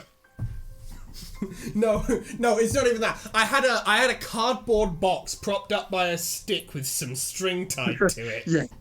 I was doing shit back in them days. I was doing crazy shit. I do also want to point out as well, Evil Science Lab behind staff only door in the Chuck E. Cheese, directly That's behind realistic. it. I did that. Yeah, you weren't here. Yeah, yeah. Kid basically went to play a fucking whack-a-mole game. Yeah. What with Which sharks? was right by a staff only but it was with sharks.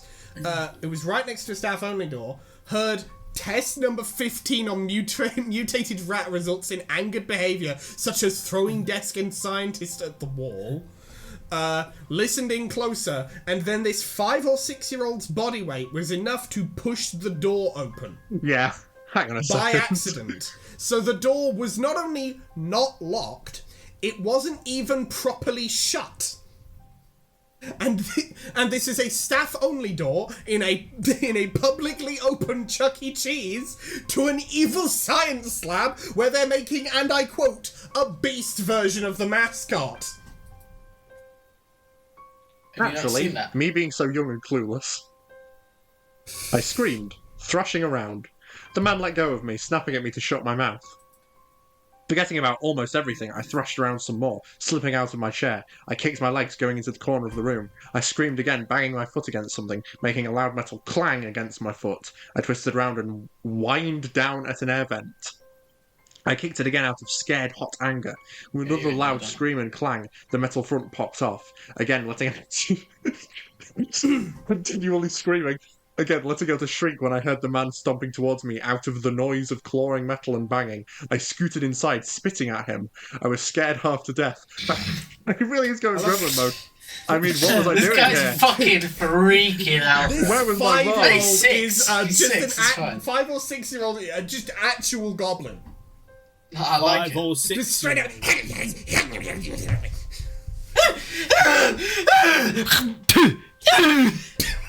Yeah. Unducted audio. He swiped at me for a moment, but quickly pulled his hand back. There was another loud bang, and the man stepped back. Using my tiny little hands, I grabbed the air vent's door and pulled it back, pressing it on the door. Just in time, a piercing hiss was followed by a shout from the stranger, and the loudest bang on the door. I crawled back, scooting back into the vent. I had to leave. Even being so young, I knew I was in trouble. I hastily turned round with a bit of a struggle, slowly crawling down the vent. A loud, manly scream echoed through the vent, being followed by more. They were in unison with the sound of cracking and tearing, which I know now was flesh and bone from the stranger. Arthur, can you give us Someone wanna take a over? manly scream, real quick?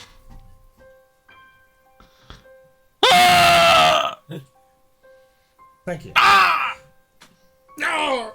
Arthur, would you like to take over? Sure. Where am I? I wasn't reading the screen, actually. I love the way you said that. Where am I? Where am I? You sound like the kid who just woke up in the interrogation room. Where am I?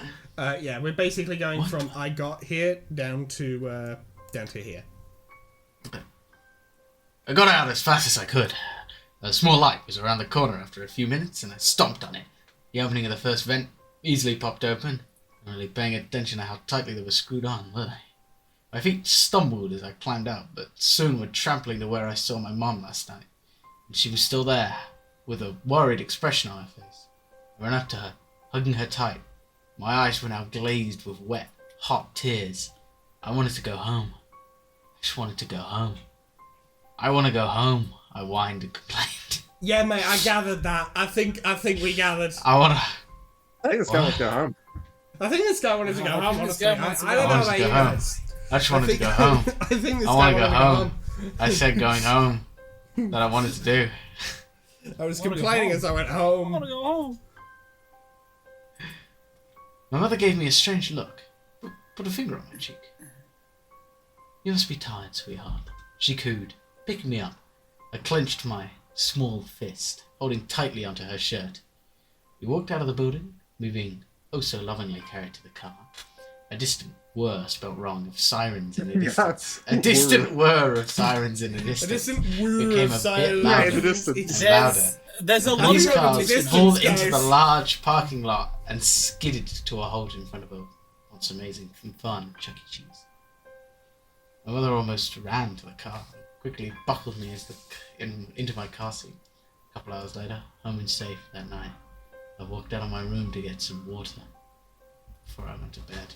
A habit of me trying to procrastinate so that I didn't have to sleep. And my mother was watching the news. The reporter was talking about some kind of mutated rat coming out of Chuck E. Cheese and disappearing down the alleyways. What happened to the real Chuck E. Cheese? God only knows. But I will never, and I repeat, never go into any damn Chuck E. Cheese as long as I live.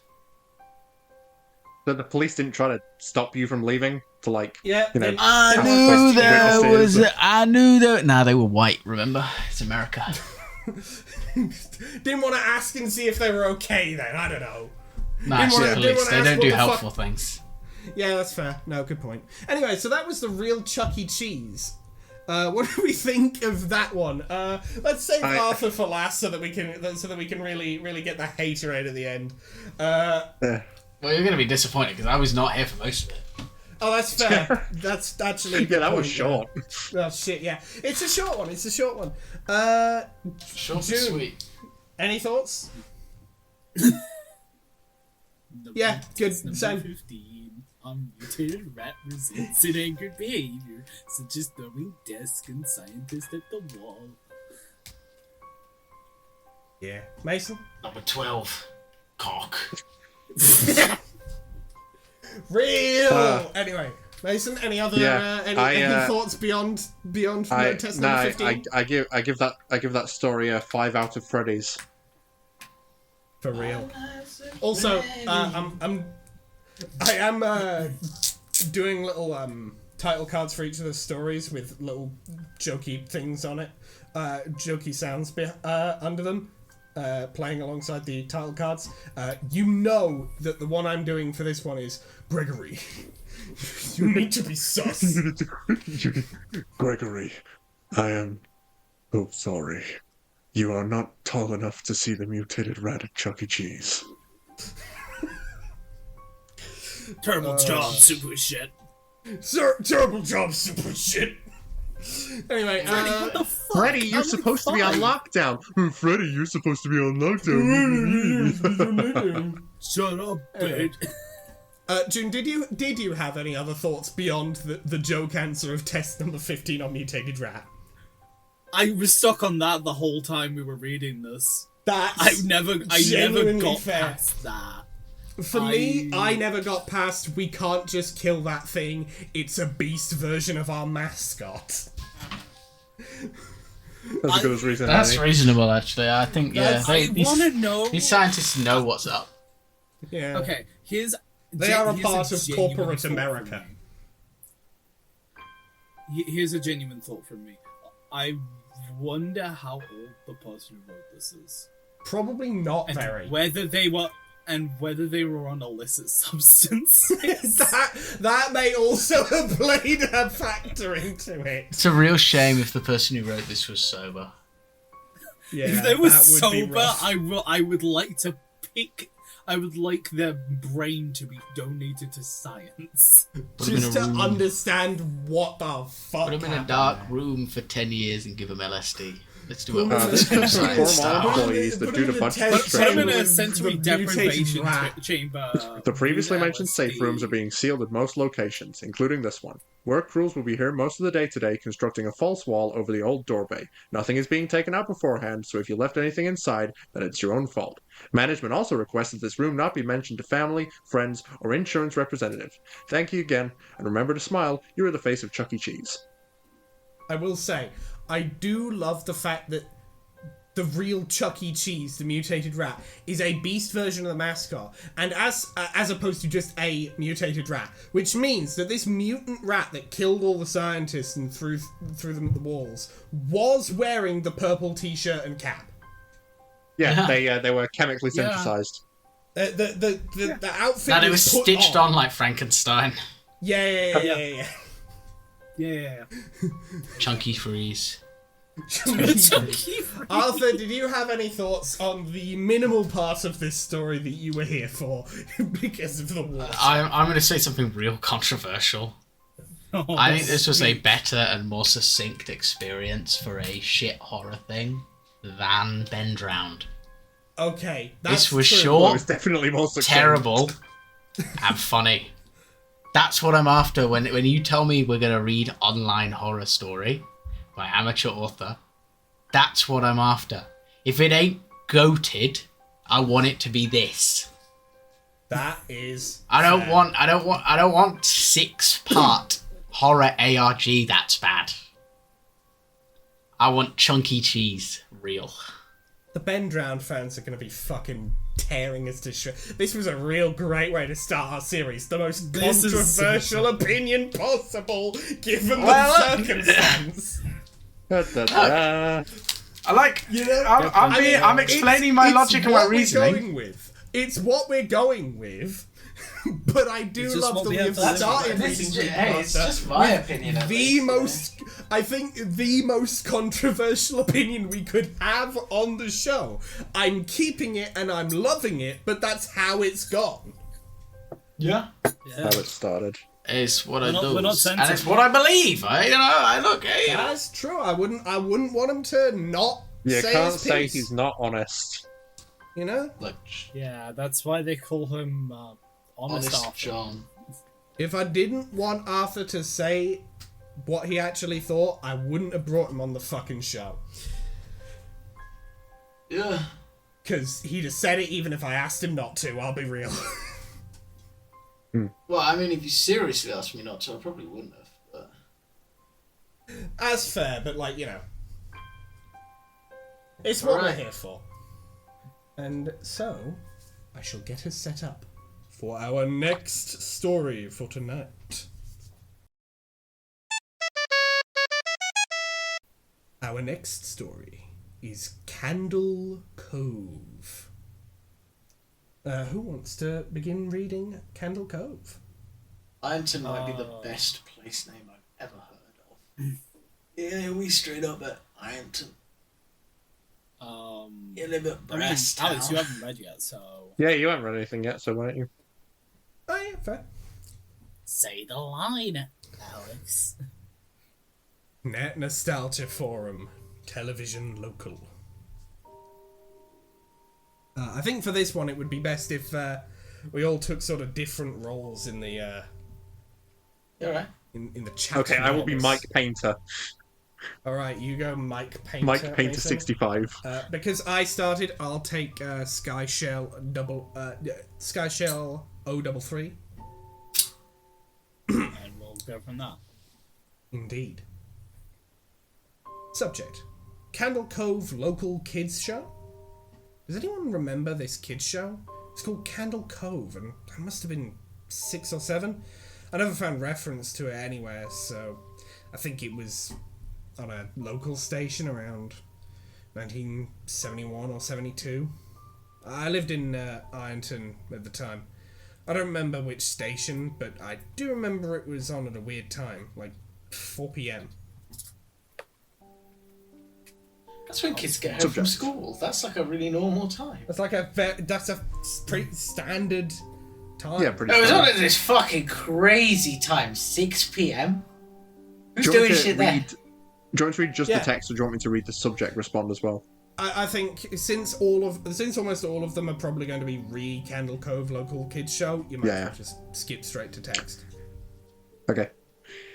It seems really familiar to me. I grew up outside of Ashland and was 9 years old in 72. Candle Cove, was it about pirates? I remember a pirate marionette at the mouth of a cave talking to a little girl. Yes! Okay, I'm not crazy. I remember Pirate Percy. I was always kind of scared of him. He looked like he was built from parts of other dolls. Real low budget. His head was an old porcelain baby doll. Looked like an antique that didn't belong on the body. And that was the theme song. No, that was the theme song. Pirate Percy's coming for you. Sure. He's after your ass. That's his alarm to let him know that my pizzas are done in the oven and that he has to come kill each of you now. He's gonna kill your pizzas.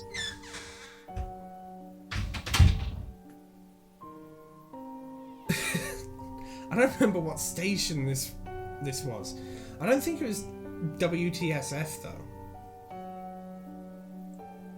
June, do you want to take Jaren 2005, or do we want to leave that to Arthur? I can take it. If we leave it to Arthur, I figure if we leave it to Arthur, Arthur might not be back for a hot minute because he's getting pizzas. Pizza time. Miss Visitor. Sorry to resurrect this old thread, but I know exactly what show you mean, Sky Shale. I think Candle Cove ran only for a couple of months in 71, not 72. I was 12 and watched it a few times with my brother. It was channel 58. Okay. Noting that for later. Save that for later. Save it for later. Save it. Whatever station that was, my mom would let me switch to it after the news. Let me see what I remember. It took place in Candle Cove. It was about a little girl who imagined herself to be friends with pirates. The pirate ship was called the Laughing Stock, and Pirate Percy wasn't a very good pirate because he got scared too easily. And there was calliope music constantly playing. I don't remember the girl's name. Janice or Jade or something. I think it was Janice. Thank you, Jaren. Memories flooded back when you mentioned the Laughing Stock on Channel 58. I remember the bow of the ship was a wooden smiling face with the lower jaw submerged. It looked like it was swallowing the sea, and it had that awful Ed Wynn voice and laugh. And I especially remember how jarring it was when they switched from the wooden/plastic model to the foam puppet version of the head that talked. I remember now too. Do you remember this part, Sky Shale? You have to go inside. Ugh, Mike, I got a chill reading that. Yes, I remember. That's what the ship always told Percy when there was a spooky place he had to go in. Like a cave or a dark room where the treasure was. and the camera would push in on Laughingstock's face with each pause. "You have to go inside." With his two eyes askew and that flopping foam jaw and the fishing line that opened and closed it. Ugh, it looked so cheap and awful. You guys remember the villain? He had a face that was just a handlebar mustache above really tall, narrow teeth. Kevin Hart. Kevin Hart! Okay, Arthur's reading Kevin Hart's lines when he gets back. Oh, Christ. I'm Is he just gonna going to have be picturing... It's been so long since I read Candle Cove. I kind of forgot Kevin Hart was in here. He forgot famous actor Kevin... He's just looking like this every time. Is he going to talk about being like a pilot like he did in that Fast and Furious movie? Famed actor and comedian Kevin Hart is a part of the Candle Cove lore. Oh, God.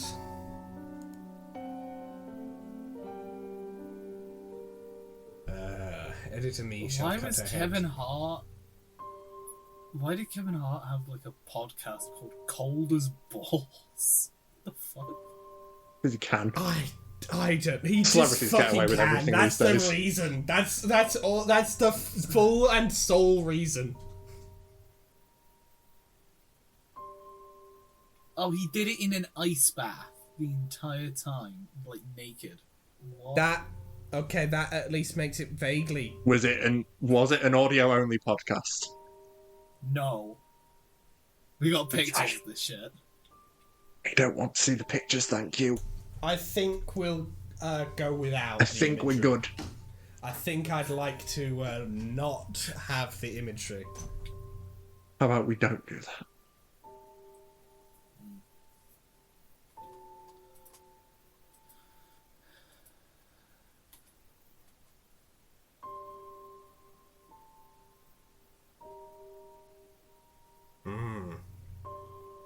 Pizzas exiting the oven.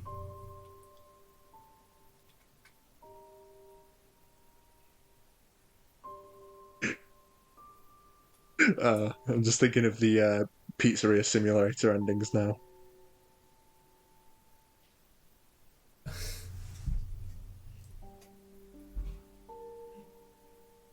Certainly the mediocre ending.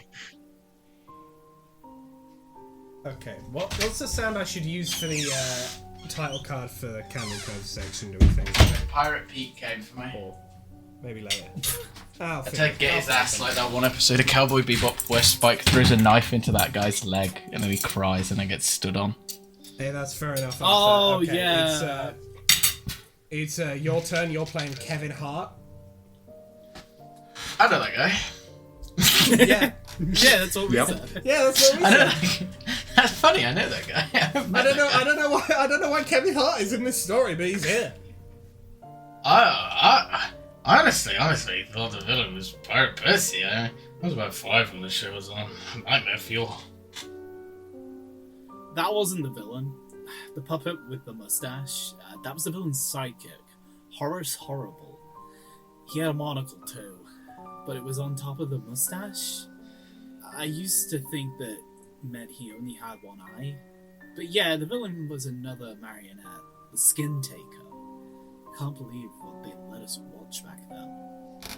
The Mind Flayer. Wait, what's that one thing? Mind Flayer. Here's how I'll torture you, David. First, the Nerve Harvester.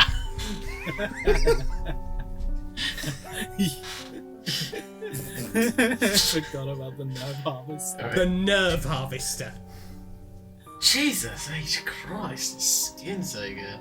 What kind of kid show are we watching? I seriously could not look at the screen when the Skin Taker showed up. He just descended out of nowhere on his strings. Just a dirty skeleton wearing that brown top hat and cape and his glass eyes that were too big for his skull. Christ. Wasn't his top hat and cloak all sewn up crazily? That was supposed to be children's skin? Yeah, I think so. Remember, his mouth didn't open and close. His jaw just slid back and forth. I remember the little girl said, "Why does your mouth move like that?" And the skin taker didn't look at the girl, but at the camera, and said, "To grind your skin." I'm so relieved that other people remember this terrible show. I used to have this awful memory, a bad dream where I had where the opening jingle ended, the show faded in from black, and all the characters were there. But the camera was just cutting to each of their faces, and they were just screaming. And the puppets and marionettes were flailing spastically and just all screaming. The girl was just moaning and crying like she had been through hours of this. I woke up many times from that nightmare. Used to wet the bed when I had it. Yeah, I don't think that was a dream. I remember that. I remember that was an episode. No, not possible. There was no plot or anything. I mean, literally just standing in place and crying and screaming for the whole show. Hey, I'm manufacturing the memory because you said that, but I swear to God, I remember seeing what you described. It just screamed. Oh God, yeah. The little girl, Janice, I remember seeing her shake, and the skin taker screaming through his gnashed teeth, his jaw careening so widely I thought it would come off its wire hinges. I turned it off and it was the last time I watched. I ran to tell my brother and we didn't have the courage to turn it back on. I visited my mum today at the nursing home. I asked her about it when I was little in the early 70s. When I was 8 or 9, if she remembered a kids' show, Candle Cove. She said she was surprised I could remember that and asked why. And she said, "Because I used to think it was so strange that you said, 'I'm going to go watch Candle Cove now, Mum.' And you would tune the TV to static and just watch dead air for 30 minutes. You had a big imagination with your little pirate show." And that's Candle Cove. See, that's good. That's like interesting, weird, introspective kind of non-standard horror. I like that. That was well written. Yeah, that was good. Yeah, it legitimately made me wonder, was this a real thing? Well, I mean, evidently in the story, within the canon, it's not a real show. But I like it. It's cool. Solid stuff. Jim, Mason, what did you Motherfuckers from Ashton be like. Motherfuckers Ironton be like. From Ironton be like. Yeah. Bro, what Fucking the hell they steel getting up to in gym leader Ironton, type bro? town. The funny thing is, Yes, exactly. Like, Ironton This is where you'll is fight. real. This is where Ironton is in you'll Ohio. fight. That's like a real place. Really? Yeah, Okay. sure it is. Yeah. American town names be like. This is I'm where gonna you'll fight fight the steel gym Rebar leader with his of team, Ohio. with his team of Agron, fucking Bastiodon. Is Bastiodon a steel type? I think so. And Yeah. Magneton. Yeah. Steel ground. Not Magnezone though. Magneton. Yeah. But yeah, Well, we've got like Kevin Hart in the how chat. It's I like how it's formatted as a old like web forum. Yeah, like a web form from it, yeah. Yeah. It gives some like, you know, when like you just like end up trolling through like an internet forum when you were trying to like find information. That's what it reminds me of. Mason, you got any thoughts? Yeah, I like the twist at the end of watching TV static. I'm like, oh wow, like I didn't see that coming. I was like, oh, okay, yeah. So Shit. I guess It's I'll like get into a good one. Yes, the larger context, which, if you're wondering please, why yeah. we didn't have any larger context for the real Chuck E. Cheese, it's because there fucking wasn't any. I does have don't some. know, and nor do I Telling me they didn't actually care. release a mutant rat onto the streets Yeah, of there New was York. no real mutant rat in a purple. That's Don't actually blame it, that's the I prequel to Teenage Mutant Ninja Turtles. Yeah, Yeah, no, that's that's actually the Master backstory of Master Shredder. No, is it Shredder or Splinter? No, Shredder's the villain. Master Splinter, yeah, no, I got fucking Master Shredder. Dude, That's the alternate That's universe. the reverse universe. That's the Earth. Nah, 3. no way. It makes sense though. He shreds the cheese. Yeah, he shreds the cheese. Think about that. Pieces. Yes. You think can about shred that, cheese. huh? You've never Think eaten about- Yeah, I split mean, cheese. look, I'm gonna be honest. The story Cheese was with wood called in it. The Real Chuck E. Cheese. That wasn't really going to be not gonna anything we bother. could get for that. But for this, For this, it's interesting because this was written by Chris Straub, and if you don't know who Chris Straub is, you might know Local 58. Local 58 is, I think, one of the first analog horrors that ever graced YouTube. it was certainly the first really big one that really It was the fucking first exploded. really yeah. big one. And if I'm not wrong, I'm pretty sure Local 58 has references to Candle Cove. And Candle at Cove the very has least- references to Local 58 to a certain extent. Well, I think the 58 in Local 58 is supposed to be a little nod to Candle Cove. Yeah. Because Candle Cove came out before... Well, yeah, long Well, before. But what I mean is, like, there is sort of a potentially shared universe here. Yes. That seems to be a theme with a lot of Chris Straub's works, is there is some level of shared universe. I like that.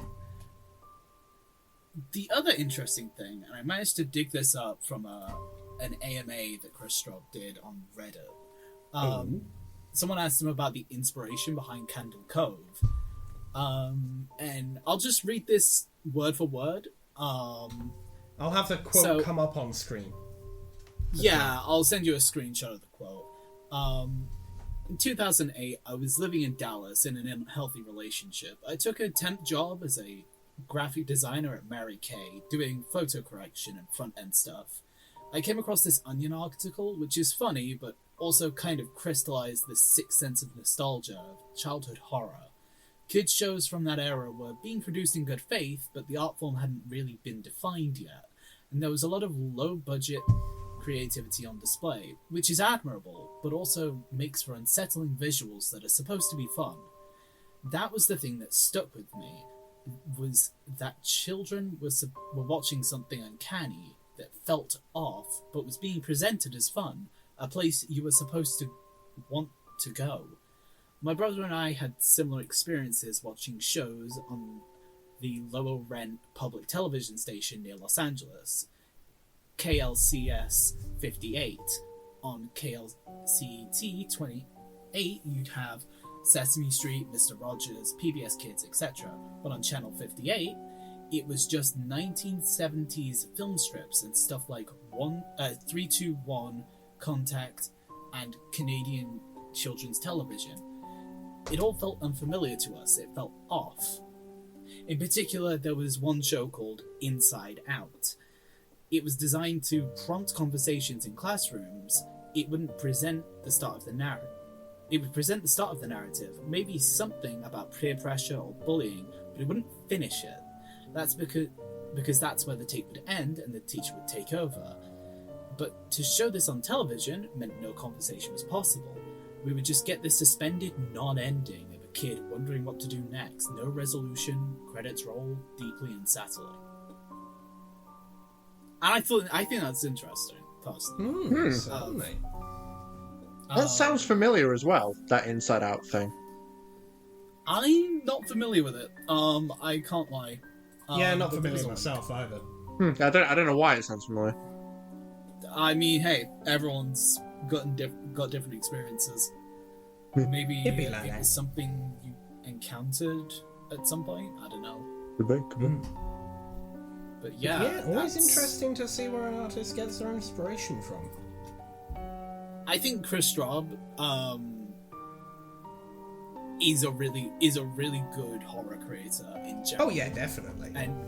And it's nice to go back to his earlier works and see that even if it's not as polished as some of his current stuff, there is still a level of quality to it that you don't see with a lot of other creepypastas. Well, this was a horror writer going, I'm going to make something short and fun. This was a horror writer going, I know what I'm doing. I'm gonna splash something out here. Indeed. Like, this person evidently had a good idea, and that's why it's good. Yeah. Or rather, this person had a good idea and knew how to execute it. Yeah, That's why it's good. had Even if the it's skill not to pull it perfect, off. it's well executed, and that's what you need for And writing. Really. and it has that little bit of extra interest factor, you know.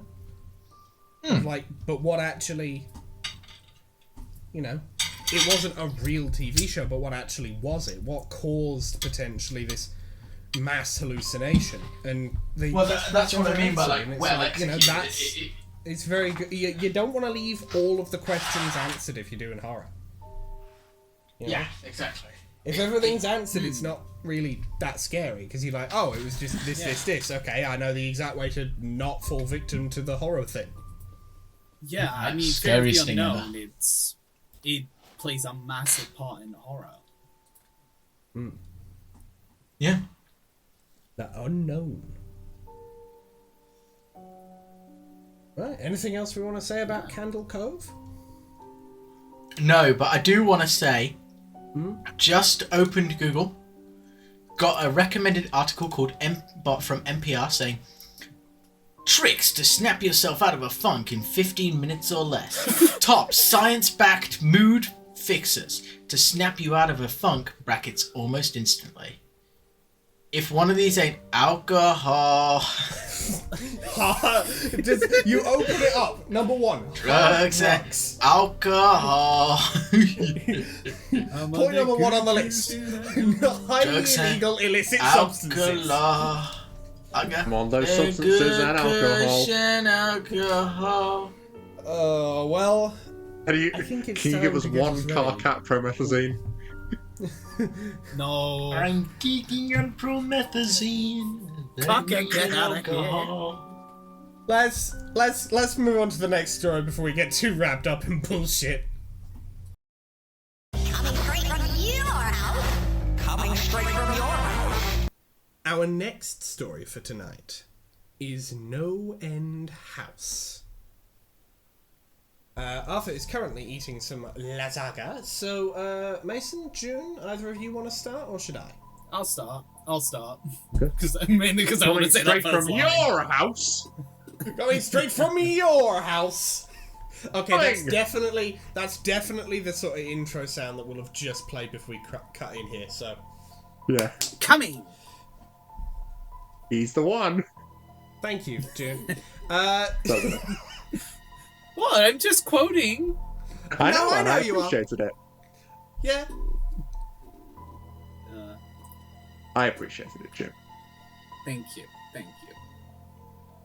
Let me start by saying that Peter Terry was addicted to heroin. Before we continue, Arthur Right, is Mason, typing do in you chat.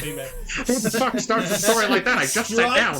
Strike coming in your house. No, I don't know who the strikes person is, but I prefer if they didn't. I'd rather they at least do it in their own bathroom. Heroin was involved. Heroin was involved. Hashtag. Crazy. Okay, so the plot so far is Strite has come into my house and is on Addicted to heroin and is coming. The great thing is about all of this is we are well over the like 30-second to 5-minute portion of the video. We're like 2 hours into the total episode, so we are cool. June, you may resume. We were friends in college and continued to be after I graduated. Notice that I said I. This guy was a fucking loser! No need to, like, call out Peter Terry like that. I mean, I know he was addicted to heroin, but you don't gotta drill deep into this man's soul. Well, the question is, when was he addicted to heroin? Was it at the point where he dropped out, or was it at some point after that stage? No, that's an unrelated factor. Right. The narrator is also just dunking on Peter Terry's inability to graduate. Hey, man, college is hard, bro. I barely made it through university. Shit's rough, man. I already don't like our protagonist here. Yeah. I want him to get trapped in the no-end house. He dropped. I got a feeling we don't. He dropped Destroyed, out after never 2 graduated. years of barely cutting it. After I moved out of the dorms and into a small apartment, I didn't see Peter as much. We would talk online every now and again. Every now and then, AIM was king in pre-Facebook years. Those existed. Old head. And by it, I mean his penis. What? His penis never graduated? There was a period where he wasn't He barely online cut for it. about 5 weeks straight. He barely cut it. Oh, I see what you mean. I I don't want to wasn't think about worried. the implications, so we'll move on. He was a pretty notorious flake and drug addict, so I assumed he just Well, stopped we caring. gathered this by the fact that he was indeed addicted to heroin, yes? Man, this guy keeps talking about his drug addict. Yo, this man was Drug on addictions. everything! He was on This crack, guy- he was on heroin, he was on meth, he was on all this shit. This guy feels like how I would talk if I was an asshole. This guy feels like how I would describe something if I was a complete dick about it. He was pretty well Yeah. known for being a drug addict, considering that I introduced him as a drug addict. Wonder how Yeah, that now he's very well known for being a drug addict by you, the audience. Because I have assembled this narrative without him being able to be there to refute it. Because by the was, I assume he's dead. Then, one night, I saw him log on. Before I could initiate a conversation, he sent me a message. Okay, who wants to play notorious drug addict Peter Terry? Well, this is incriminating, but I will, sure. Fuck it. David, man, we need to talk. That was when he told me about the No End House. It got its name, it got that name, even, because no one had ever reached the final exit. The rules were pretty simple and cliche. Reach the final room of the building and you win $500. There were 9 rooms in all.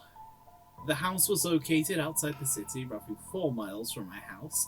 Apparently Peter had tried and failed. He was a heroin and who knows what the fuck addict. Yeah, we know We that. get know, it. man! We get it! He was Tell us cracked something about out. yourself, I David. don't care anymore. You want an about ice how cream, much. David? Oh my god. So I figured the drugs got the best of him and he wigged out at a paper ghost or something. He told me Arthur it'd be too typing in much for chat. anyone. He did It's drugs, unnatural. all caps, and I hate him, I all hate caps. him. For real, that's the story so far. I didn't believe him. I told him I'd check it out the next night, and no It's matter a how hard he terrible tried to plan. convince me otherwise, $500 sounded too good to be true. I had to go. I set out the following night. Peter Terry or whatever, all caps. If it was too good to be true, why would you go? When you say something's too good to be true, that means you don't trust it. Okay, who wants to go My next? curiosity got the better of me and shit. I'll take it next. Okay. When I arrived, I immediately noticed something strange about the building. Have you ever seen or read something that shouldn't be scary, but for some reason a chill crawls up your spine? I walked toward the building, and the feeling of uneasiness only intensified as I opened the door. Hey guys, I know nothing scary's happened yet, but this was a scary thing. Nothing scary has happened, but I was scared. And it wasn't because I was on heroin like that stupid dickhead who I despise, Peter Terry. Fuck that guy. Plot twist. Plot twist, David Agoraphobia is Peter Terry. For real. I was outside of the house, that's the scary bit. I had left my I had left my place of residence for any reason. It was terrifying. I saw a random other passerby. Fans. I saw another passerby 500 meters away down the straight road and I straight up shat myself. What the fuck? Liminal horror like the fucking TTRPG? Or like Liminal spaces and shit backrooms. I assume. oh, that one. Okay. Yeah. Room at the back.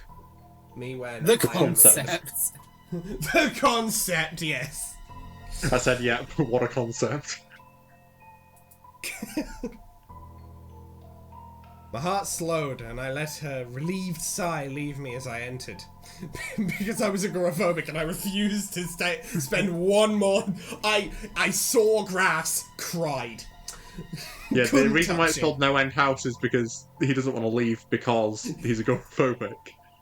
Yeah. There is no end to his residence within the house. This is where he lives now. Saw a job advert. Utterly, my fucking trousers changed colour. Yeah, unless it's a job where I can work from home, it's not gonna happen. They didn't even turn brown, they turned blue. I don't even know how I did that. They're blue now, that's my attack. That was my attack against myself, to root myself to this spot inside of the house so I didn't have to leave. Yeah. So, the room looked like a normal hotel lobby, decorated for Halloween. A sign was posted in place of a worker. It read, "Room 1 this way. 8 more follow. Reach the end and you win." I chuckled and made my way to the first door. Now, I don't know First much about area. hotels, but having seen the Grand Budapest Hotel, I'm pretty sure the workers, move around in the hotel. They don't just stand in one place. So Well, what do you no, mean it's- in place of a worker? Well, I mean, I assumed just it was behind the desk where a worker should be. Oh, you mean like a receptionist? Yeah, I didn't. No. What it was, they had a Roomba, and they had just bolted the sign to the top of the Roomba, and it was just sort of around the fucking room, at fucking random.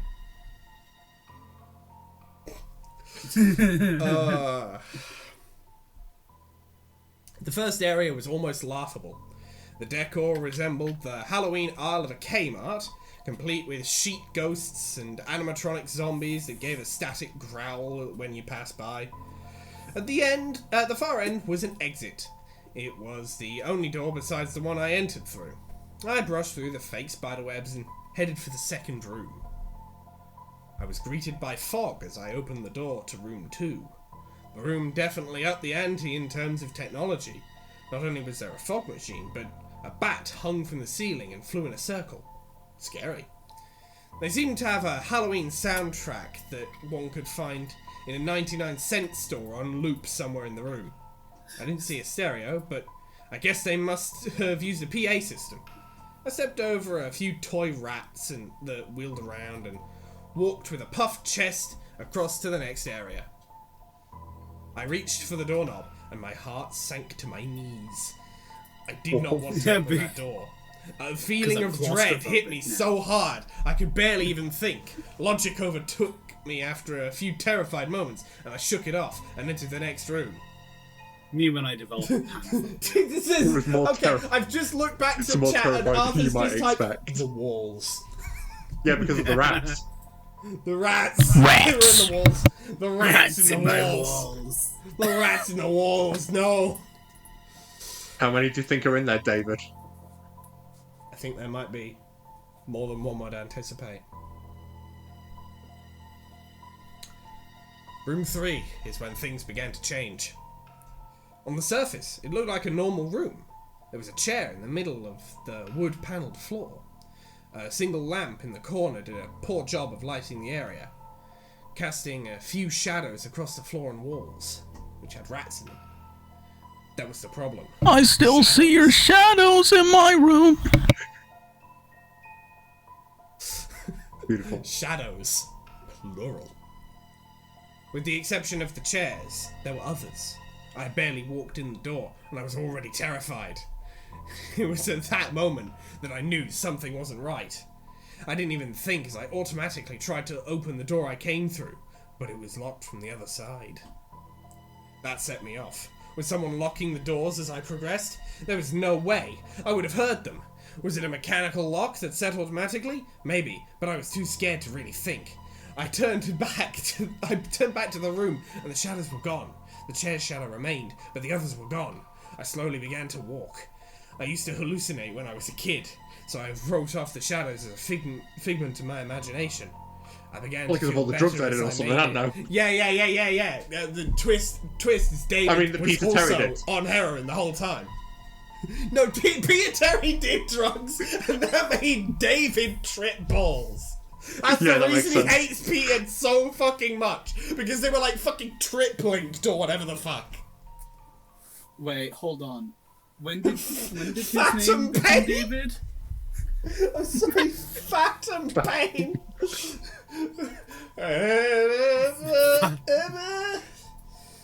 Oh wait, Remember the no, almost. Sorry, of course. I forgot that this guy's name was David. I thought we'd just given him a name. His name is David.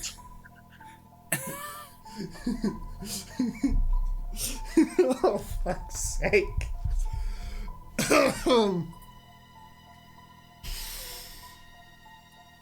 I began to feel better as I made my way to the halfway point of the room. I looked down as I took my steps, and that's when I saw it. Or didn't see it. My shadow wasn't there. I didn't have time to scream. I ran as fast as I could to the other door and flung myself without thinking into the room beyond.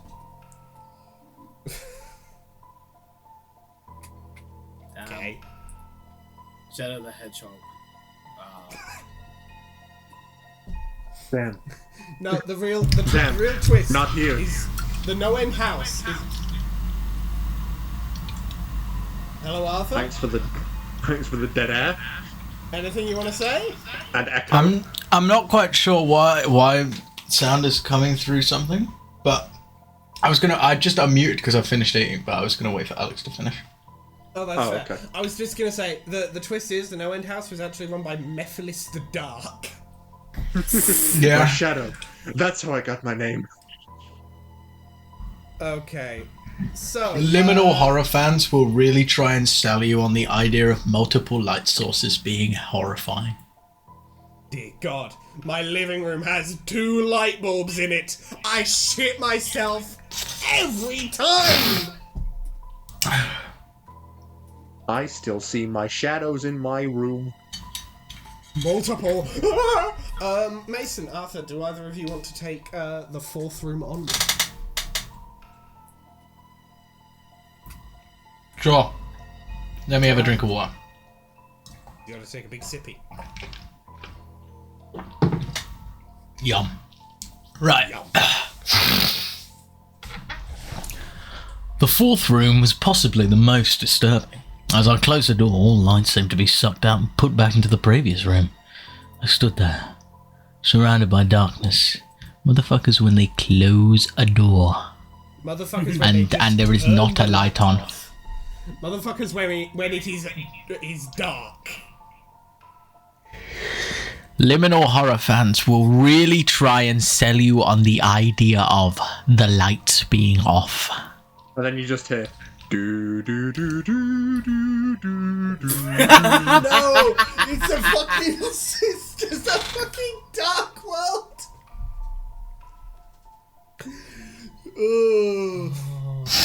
Right. I stood there, surrounded by darkness, not able to move. I'm not afraid of the dark. I've never been, but I was absolutely terrified. All sight had left me. I held my hand in front of my face and I didn't know what I was doing. I would never have been able to tell. Oh, and if I didn't know what I was doing, I would never have been able to tell. Darkness doesn't describe it. I couldn't hear anything. It was dead silence. When you're in a soundproof room, you can still hear yourself breathing. You can still hear yourself being alive. I couldn't. I can't hear Began you. to It's too stumble. dark in here. Yeah. I began to stumble forward after a few moments, my rapidly beating heart the only thing I could feel. There was no door in sight. I wasn't even sure that there was one this time. Silence was then broken by a low hum. I felt something behind me. Spun around wildly, but could barely even see my nose. I knew it was there, though. Regardless of how dark it was, I knew something was there. The hum grew louder, closer. It seemed to surround me, but I knew whatever was causing the noise in front of me was inching closer. I took a step back. I had never felt that kind of fear. I can't really describe true fear. I wasn't even scared I was going to die. I was scared of what the alternative was, afraid of what this thing had in store for me. And then the lights flashed for a second, and I saw it. Nothing. I saw nothing. I saw nothing there. The room was again plunged into darkness, and the hum became a wild screech. I screamed in protest. I couldn't hear this goddamn sound for another minute. I ran backwards away from the noise and fumbled for the door handle, and turned and fell into room 5. Before I describe... I do just fucking... like... I don't know. The shadows cutting deeper. Photon readings negative. Yes. This is Also. Think about that though. Think about that. The lights were off, and I was tweaking. Yeah, the lights were off, and I was full tweaking. I was. Damn, imagine being a drug addict in this house. Couldn't be me.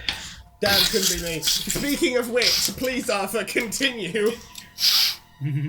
Before I describe room 5, you have to understand something. I'm not a drug addict. I have no history of drug abuse or any sort of psychosis. Short of the childhood hallucinations I mentioned earlier. Psychosis. Me when I have never experienced psychosis, short of the psychosis I experienced. No. And those were only when I was really tired or just waking up. I entered no-end house with a clear head. After falling in from the previous room, my view of room 5 was from the back, looking up at the ceiling. What I saw didn't scare me, it simply surprised me. Trees had grown into the room and towered over my head. Ceilings in this room were taller than the others, which made me think I was in the centre of the house.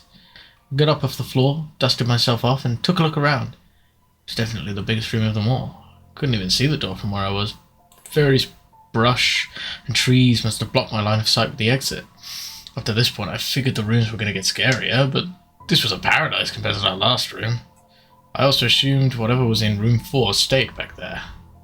I was incredibly wrong. Oh no, me when a humming noise, and then it becomes a screech. I was in the beginning of Nightmare Before Christmas, where it's all the trees with the doors in them.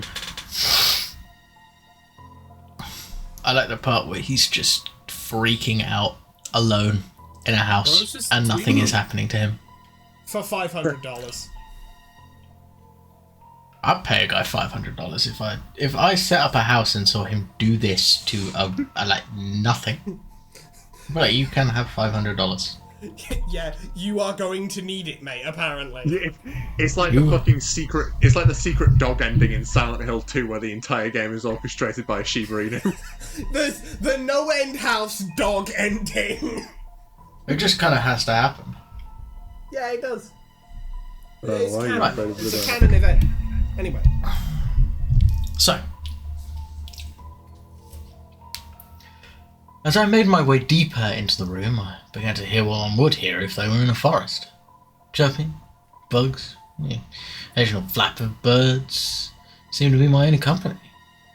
That was the thing that bothered me the most. I heard the bugs and other animals, but I didn't see any of them. I'm going to wonder how big this house was. You remember that PA system you talked about earlier? Yeah. Me when also... Both freaking out in a room alone. And he knows while they're there could playing, just be a PA system. They're playing nice forest ambience and he's going... I can't see any of the bugs! Also, if it's not the PA system, even if it's not the PA system, me when I'm walking in an artificial forest and I'm just not very observant. If this was made in current day, you know that it would definitely be like a calm forest, like sounds occasionally broken up by a vine boom sound effect. Yeah, no. It would be calm forest sounds, and then he'd be near, like, he'd be panicking because, oh god, I can't see the birds, and then suddenly, want a break from the ads? Because they just haven't got Spotify Premium! Yeah. Like I hope the twist in this is that there's just a guy waiting at the end to stab him to death. Yeah, amidst the forest. Amidst the forest sounds, you just hear.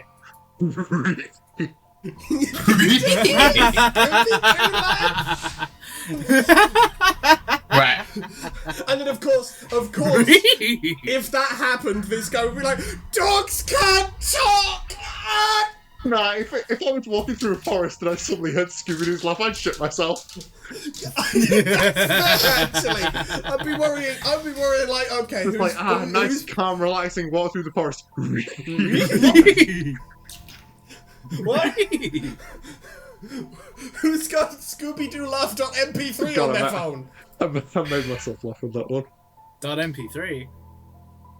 I began to wonder how big this house was. From the outside, when I first walked up to it, it looked like a regular house. It was definitely on the bigger side, but there was almost an entire forest in here. Canopy covered my view of the ceiling, but I assumed it was still there, however high it was. Couldn't see any walls either. The only way I knew I was still inside was that the floor matched the other rooms. Standard dark wood paneling. As in the Truman Show. Oh. He's getting it. That's... He's got it. Yeah. He's found the secret. Yeah. I know it's really sad.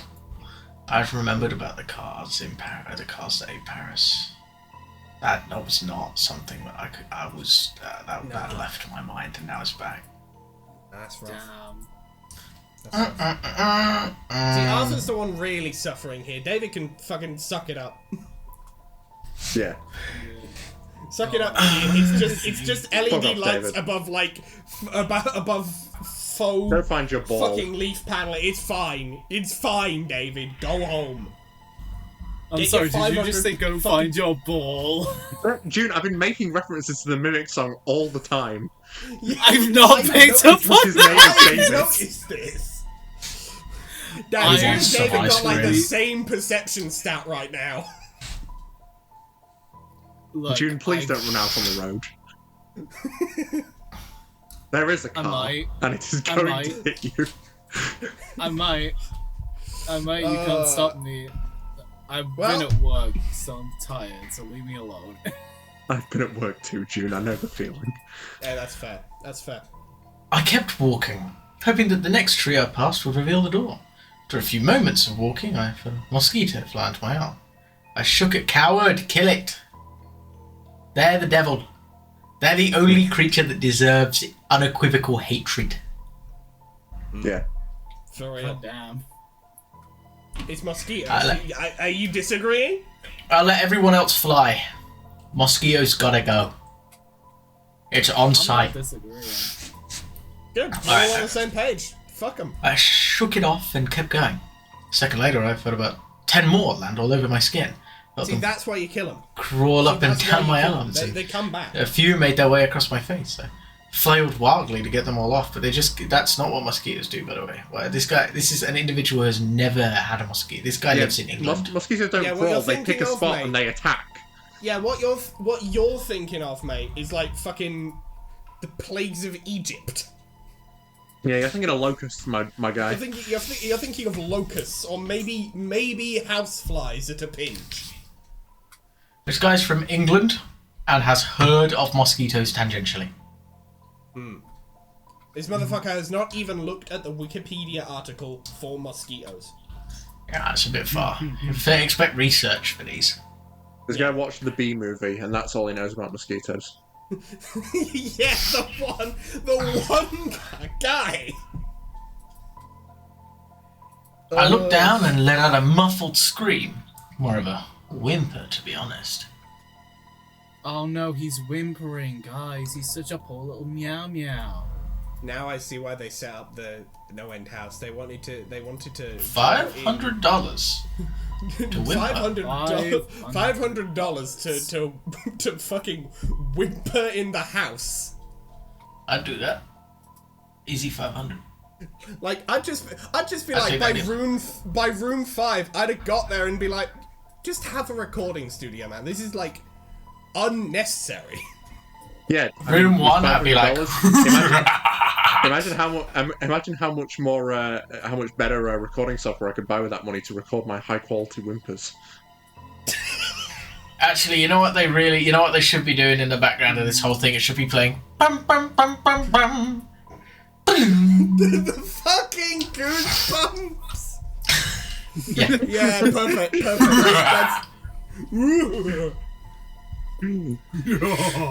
Sadly, I don't think I can get away with that, but we move. Sad. More of a whimper, to be honest. I didn't see a single bug. Not one bug was on me, but I could feel them crawl. That's a normal thing. It's when your hairs are moved by your shirt or like trousers. Your body just like plays back a signal that it expects. I hate that feeling. Yeah, it's rough, but it's like, okay, you've just... What you're experiencing now is, mate... I've never had psychosis, by the way.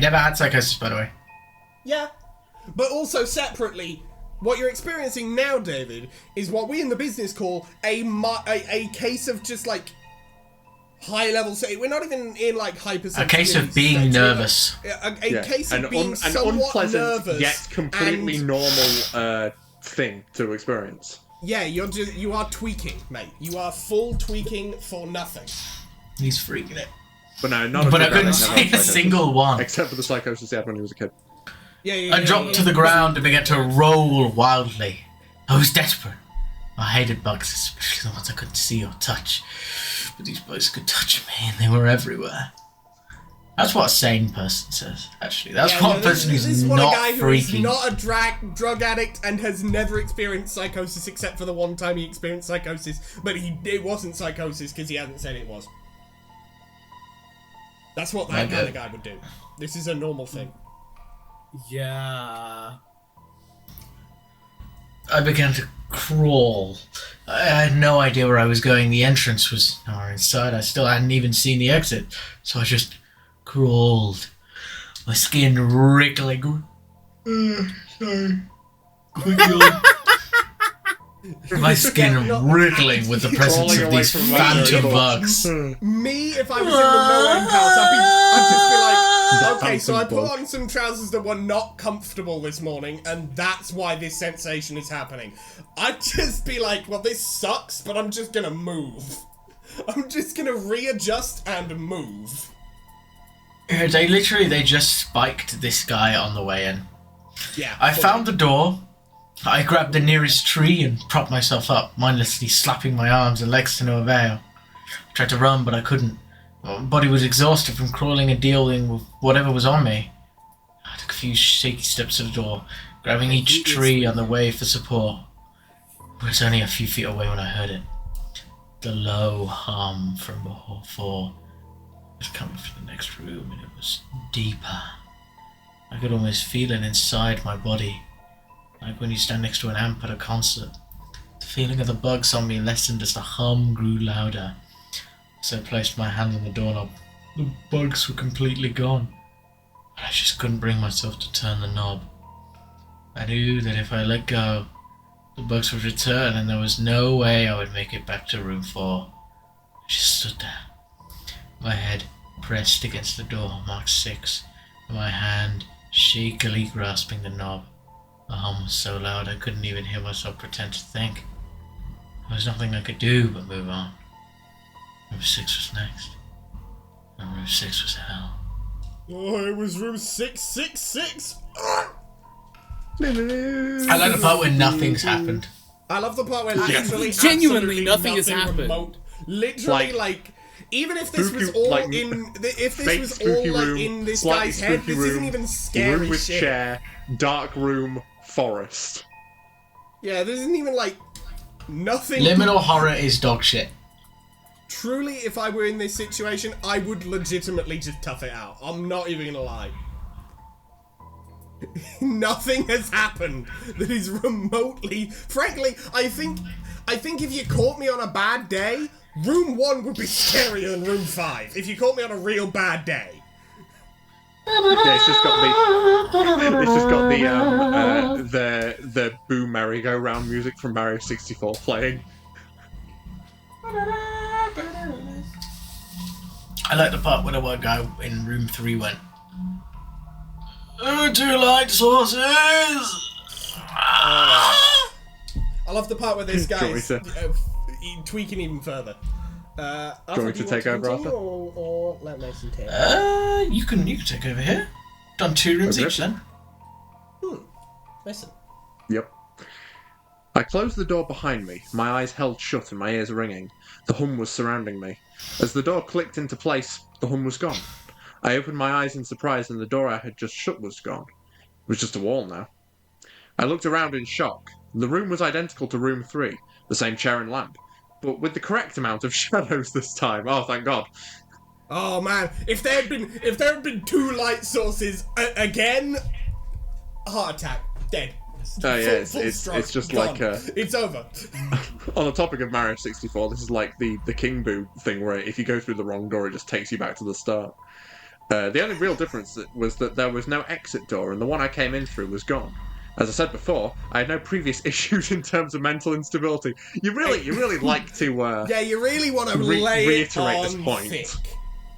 I don't But at that believe you. moment, I fell into Yeah, what I exactly. now know was insanity. I didn't scream. I didn't make a sound. At first, I scratched softly. The wall was tough, but I knew the door was there somewhere. I just knew it was. I scratched at where the doorknob was. I clawed at the wall frantically with both hands, my nails being filed down to the Things skin that against the wood. tweakers say. Yep, definitely not tweaking. You gotta scratch the walls to let the rats out. They just want to get out. I fell silently to my knees, the only sound in the room, the incessant scratching against the wall. I knew it was there. The door was there. I knew it was just there. I knew if I could just get past this wall. Who It wants would to be take rats. this character? Yeah, go for it. Oh.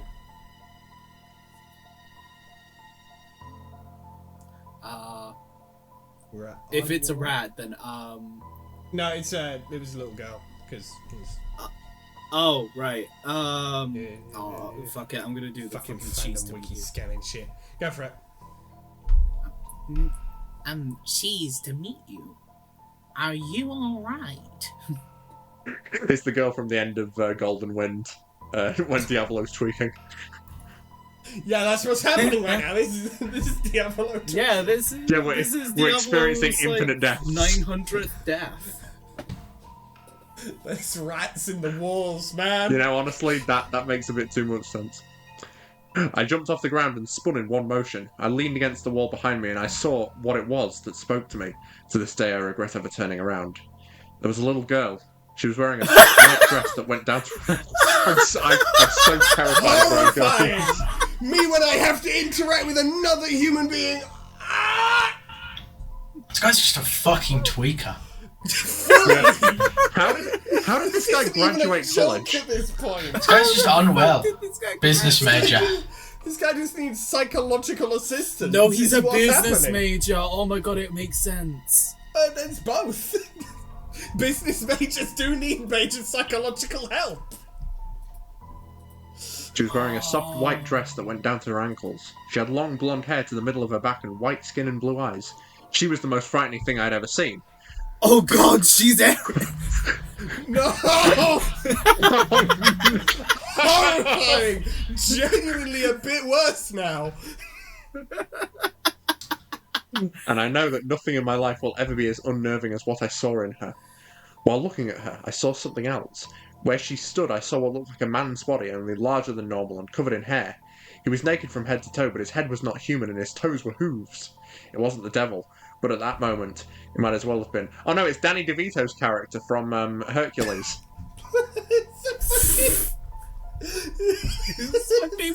Which I still haven't fucking watched, and my Disney Plus subscription is nearly up. Jesus Christ. The form had the head of a ram and the snout of a wolf. I don't know, I've been too busy watching Gravity Falls. That's fair. That's Which I finished reasonable. weeks No, ago, that's and so actually that's fair. not an excuse. Okay, it's no longer reasonable. Please proceed. Please proceed with the knowledge that what you are doing is I unreasonable. just don't have the time to sit down and watch a film, is the thing. I can watch like a 20-minute episode, but I can't watch a film. God forbid someone watches a film. It was horrifying, and it was synonymous with the little girl in front of me.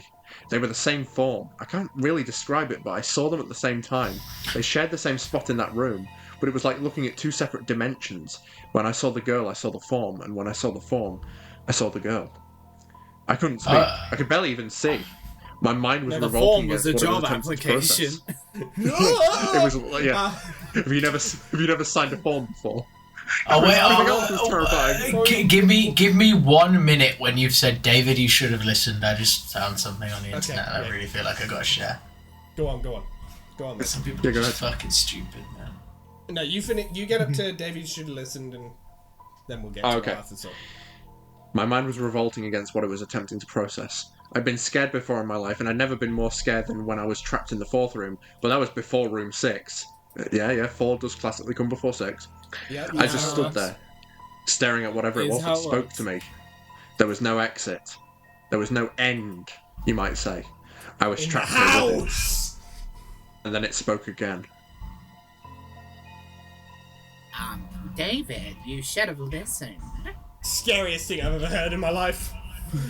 Sorry, Right. Arthur, what did you find? What did you find, my guy? So.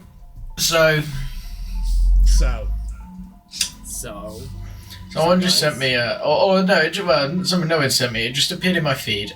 A post that was just. It just says, considering Aunt May cheated on Ben with Peter's dad, there's a decent chance that Peter might be May's son instead of nephew. I'm gonna now. Let's not. I don't even care about the fact that I don't like. That's probably some Spider-Man car. I don't care. My brother in Christ. You'd know if they're your son, if you're the mother. You're stupid. You're dumb. I mean, there is the You're a possibility dumb that fucking stupid idiot.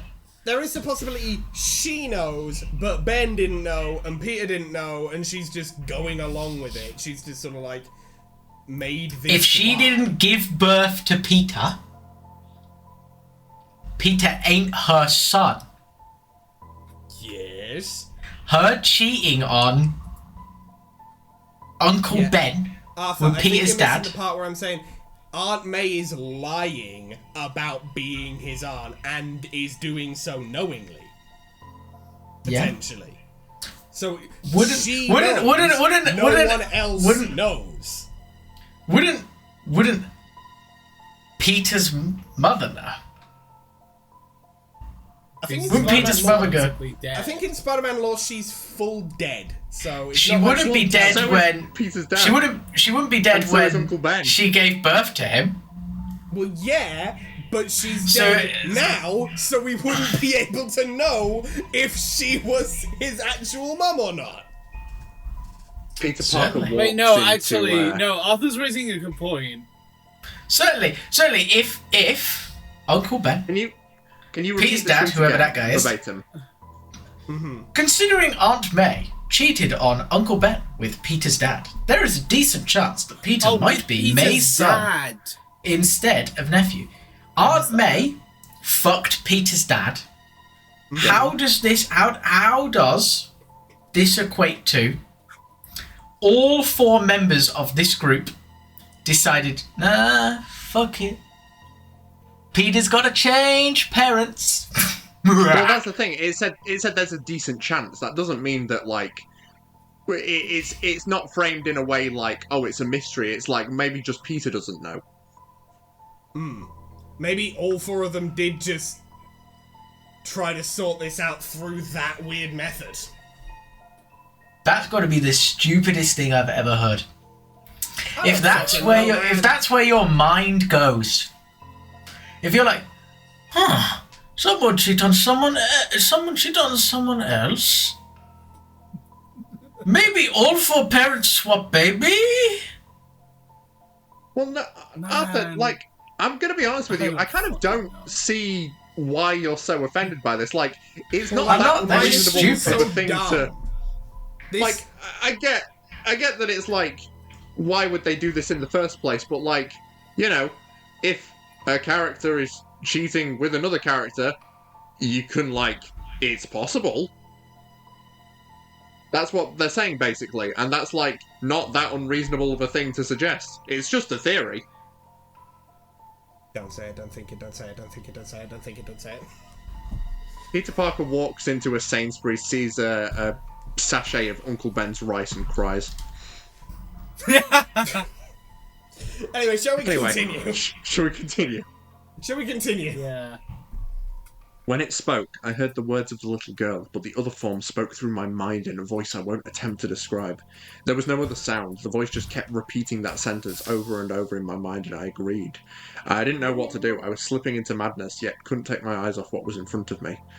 I dropped to the floor. See, here's the thing. I love just like, I won't attempt to describe it, it was too scary. Translation, Yeah, I'm not gonna bother. I, the author, cannot be bothered. I, the author, fully cannot be fucked to try and figure out how to describe a scary voice. You figure it out. Me when I'm H.P. Lovecraft. For real.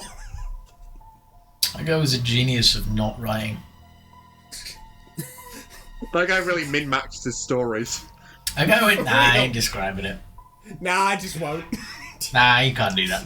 You know what I am going to describe, though? The fact that there were more rats in these walls. I mean, he does some really good descriptions. He did just follow it up with, and then there's scary thing. And there's a scary thing. I won't describe that. Anyway. You know what? I'm a big fan. I dropped to the floor. I thought I had passed out, but the room wouldn't let me. I just wanted it to end. But it's the no-end house, so it won't. So it just simply didn't. I was on my side, my eyes were wide open, and the form staring down at me. Scurrying across the floor in front of me was one of the battery-powered rats from the second room. Oh my god, there was more than he expected! There were the walls! There's more of them than anticipated! The house was toying with me. Oh, no. What?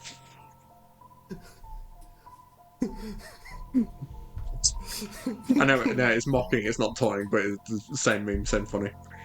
Whatever. For some reason, seeing that rat pulled my mind back from whatever depths it was headed. I looked around the room. I was getting out of there. I was determined to escape the house and live and never think about this place again. I knew this room was hell and I wasn't ready to take up a residency. Oh yeah, no, that's really cool. Very good writing. Yeah. At first, it was just my eyes that moved. I searched the walls for any kind of opening. The room wasn't that big, so it didn't take long to soak up the entire layout. The demon still taunted me, the voice growing louder as the form stayed rooted where it stood. I placed my hand on the floor, lifted myself up to all four, and turned to scan the wall behind me. All four hands. Then I saw something. This guy was a chimp. Yeah. This guy was an actual chimpanzee. That's why he's freaking out so much. He's like, oh shit, something that's not a tree, a rock, or grass. The infinite monkey theorem states that eventually a chimpanzee will hit random keys on a typewriter and retell the entire collected works of William Shakespeare. No End House is the first draft. The alternative of that is infinite monkey theorem. The monkey will eventually figure out the series of inputs necessary to go through the No End House. me when the infinite monkey speedruns No End House. Me when the final version of the speedrun is the monkey walks into the first room, walks to the end of it, turns around and goes and then just warps all the way through all of the rooms. Yeah, the void warp, wrong warp, or whatever it's called. It's the backwards long jump and just zips through it all. I just imagine over that speedrun it's got like the anime speed lines and the Playing with Danger remix from TF2. Yeah.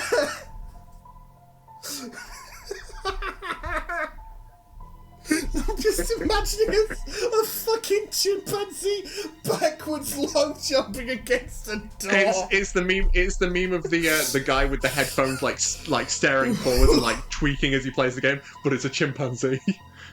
He kept his full ape. Then I saw something I couldn't believe. The form was now right at my back, whispering into my mind about how I shouldn't have come. I felt its breath on the back of my neck, but I refused to turn around. A large rectangle was scratched into the wood, with a small dent chipped away in the centre of it. Right in front of my eyes, I saw the large 7 I had mindlessly etched into the wall. I knew what it was. Room 7 was just beyond that wall where Room 5 was moments ago. I don't know how I had done it. Maybe it was just my state of mind at the time, but I had created the door. I knew I had. In my madness, I had scratched into the wall what I needed the most, an exit to the next room. Room 7 was close. I knew the demon was right behind me, but for some reason it couldn't touch me. I closed my eyes and placed both hands on the He's large right 7 in front of behind me. me, isn't he? Average no-end house script. I pushed as hard as I could. The demon was now screaming in my ear. It told me I was never leaving. It told me that this was the end, but I wasn't going to die. I was going to live in there. I was going to live there in room 6 with it. I wasn't. I pushed and screamed at the top of my lungs. I knew I was going to push through the wall eventually. It's just the ghost alley from It's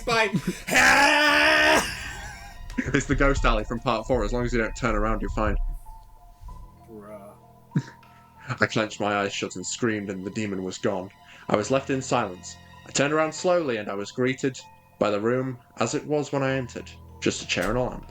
I couldn't believe it, but I didn't have time to waste. I turned back to the 7 and jumped back slightly. What I saw was a door. It wasn't the one I had scratched in, but a regular door with a large 7 on it. My whole body was shaking. It took me a while to turn the knob. I just stood there for a while, staring at the door. I couldn't stay in room 6. I couldn't. But if this was only room 6, I couldn't imagine what 7 had in mind. Imagine what 7 had in store. Right. I must have stood there for an hour, just staring at the 7. Finally, with a deep breath, I twisted the knob and opened the door to room 7. Someone want to take over? I'll take. We can cycle it back to Junior. So line is I stumbled through the door. I stumbled through the door, yes. Mm-hmm. Yeah. I stumbled through the door, mentally exhausted and physically weak. The door behind me closed, and I realized where I was. I was outside. Not like room 5, but actually outside. My eyes stung. I wanted to cry. I fell to my knees and tried, but I couldn't. I was finally out of that hell. I didn't even care about the prize that was promised. I turned and saw that the door I just went through was the entrance. I walked to my car and drove home, thinking about how nice a shower sounded. As I pulled up to my house, I felt uneasy. The joy of leaving No End House had faded, and dread was slowly building in my stomach. I shook it off as residual from the house, and made my way to the front door. I entered and immediately went up to my room. There was my cat. There on my bed was my cat, Baskerville. Like the hound? What the fucking pretentious Wrong ass. animal. Can't believe he named his cat He was Basketball. the first living thing I'd seen all night, and I reached to pet him. He hissed and swiped at my hand. I recoiled in shock, as he had never acted like that. I thought, whatever, he's an old cat. I jumped in the shower and got ready for what I was expecting to be a sleepless night. Then After I pet my dog, Helvetica. Helvetica. Yeah, I went And my and guinea visited pig wingdings. and my pet snake, Times New Roman. After my shower, I went to the kitchen to make something to eat. I descended the stairs and turned into the family room. What I saw was... This guy can turn into rooms. I was just gonna say. Crazy! The crazy. Room He number turned 7. into the house with no end. Oh my Roommate. god, that's the twist. The fact that the reason it's not gone He end is is the 'cause house. he is the house. My Our house. house. In the middle of my house. Of our house. Brilliant.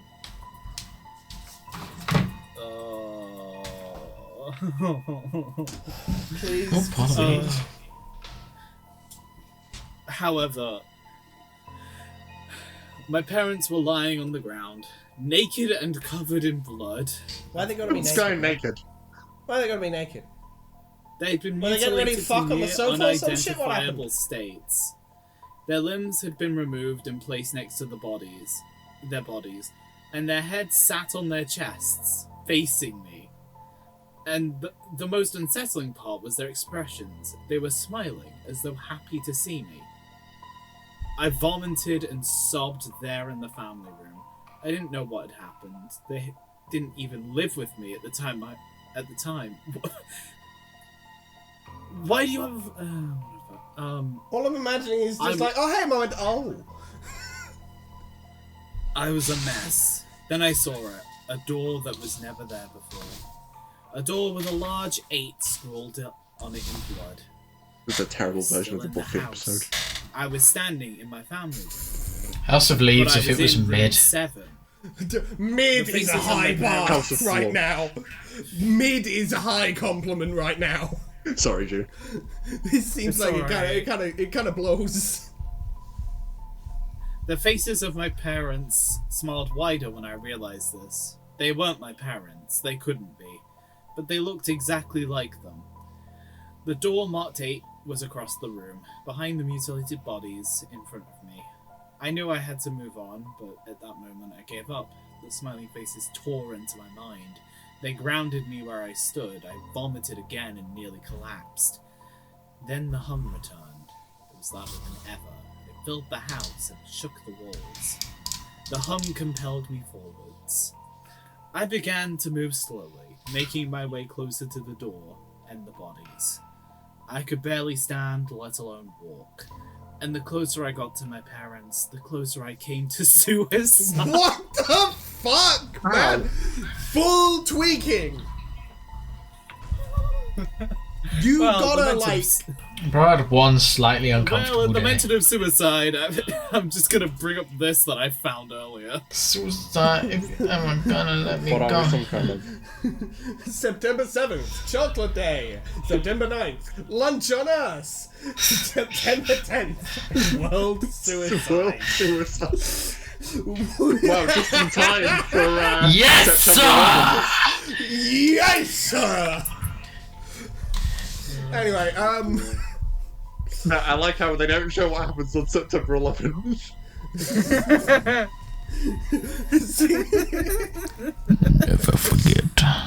Never forget Ah. September 11th. Once again, another September 11th joke.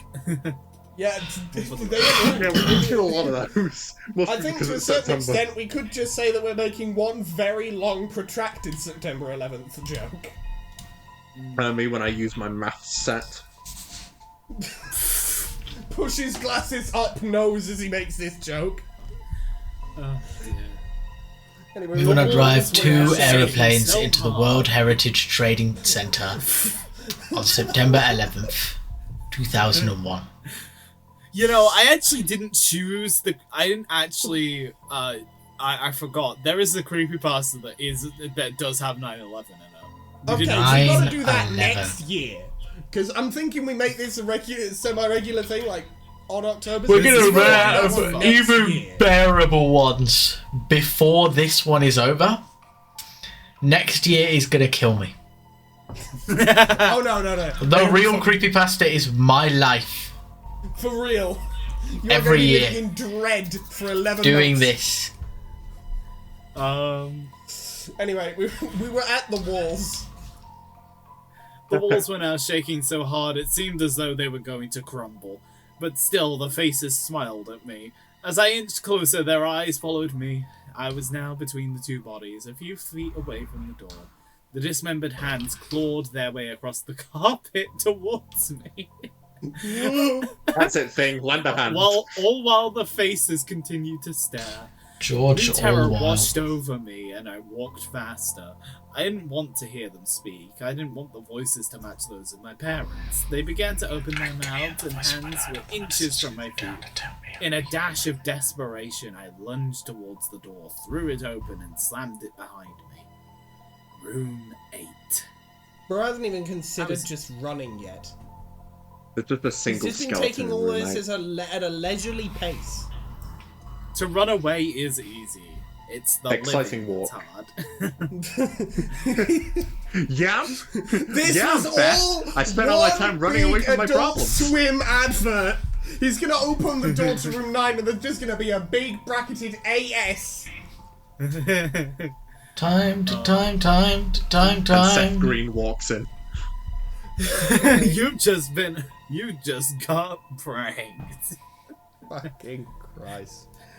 Fucking I Terry was or done. whatever his name was just walks out and it's like, Fucking surprise, Peter I wasn't Terry. actually a Peter Terry. I was That's it. Peter actually Terry not zips on the heroin. disguise to reveal You Seth were on Green all heroin, along. motherfucker. It was all me. It was me, David. I gave you Seth heroin. Green is the Shiba Inu in the control room. That was a wild sentence I just said. I was done. I was done. I wish we Whatever were. I just experienced, I knew there wasn't anything else this fucking house could throw at me that I couldn't live through.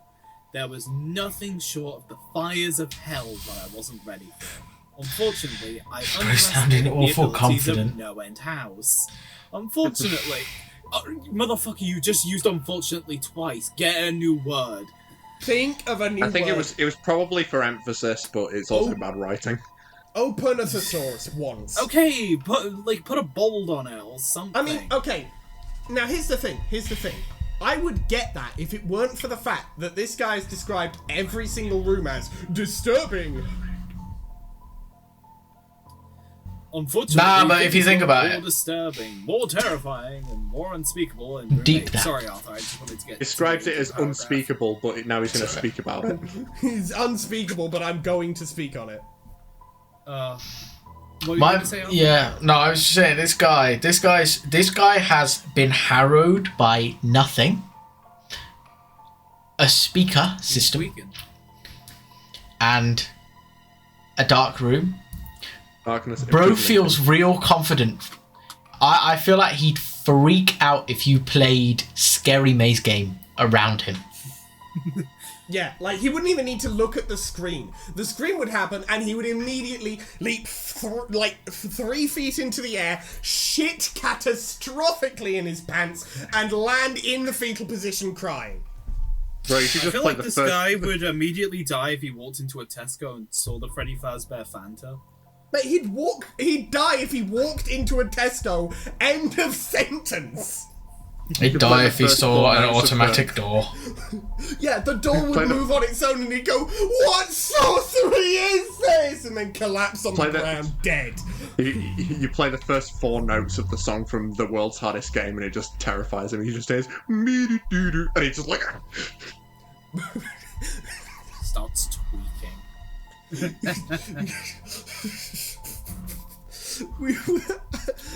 I still have trouble. I still have trouble believing what I saw in room 8. Again, the room was a carbon copy of rooms 3 and 6. Bro, they're really But sitting recycling the in assets. the usual... yeah, they didn't For even real. adhere to the 3 times table. Bro, come on. But sitting in the usually empty chair was a man. After a few seconds of disbelief, my mind finally accepted the fact that the man sitting in the chair was me. Not someone who looked like me, it was David Williams. It was David Fucking Williams. I am doxing David myself. Williams. What the fuck kind of name is David Williams? Author of The Boy in the Dress? No, that's Williams. Yeah, but his Different real guy. name is David Williams.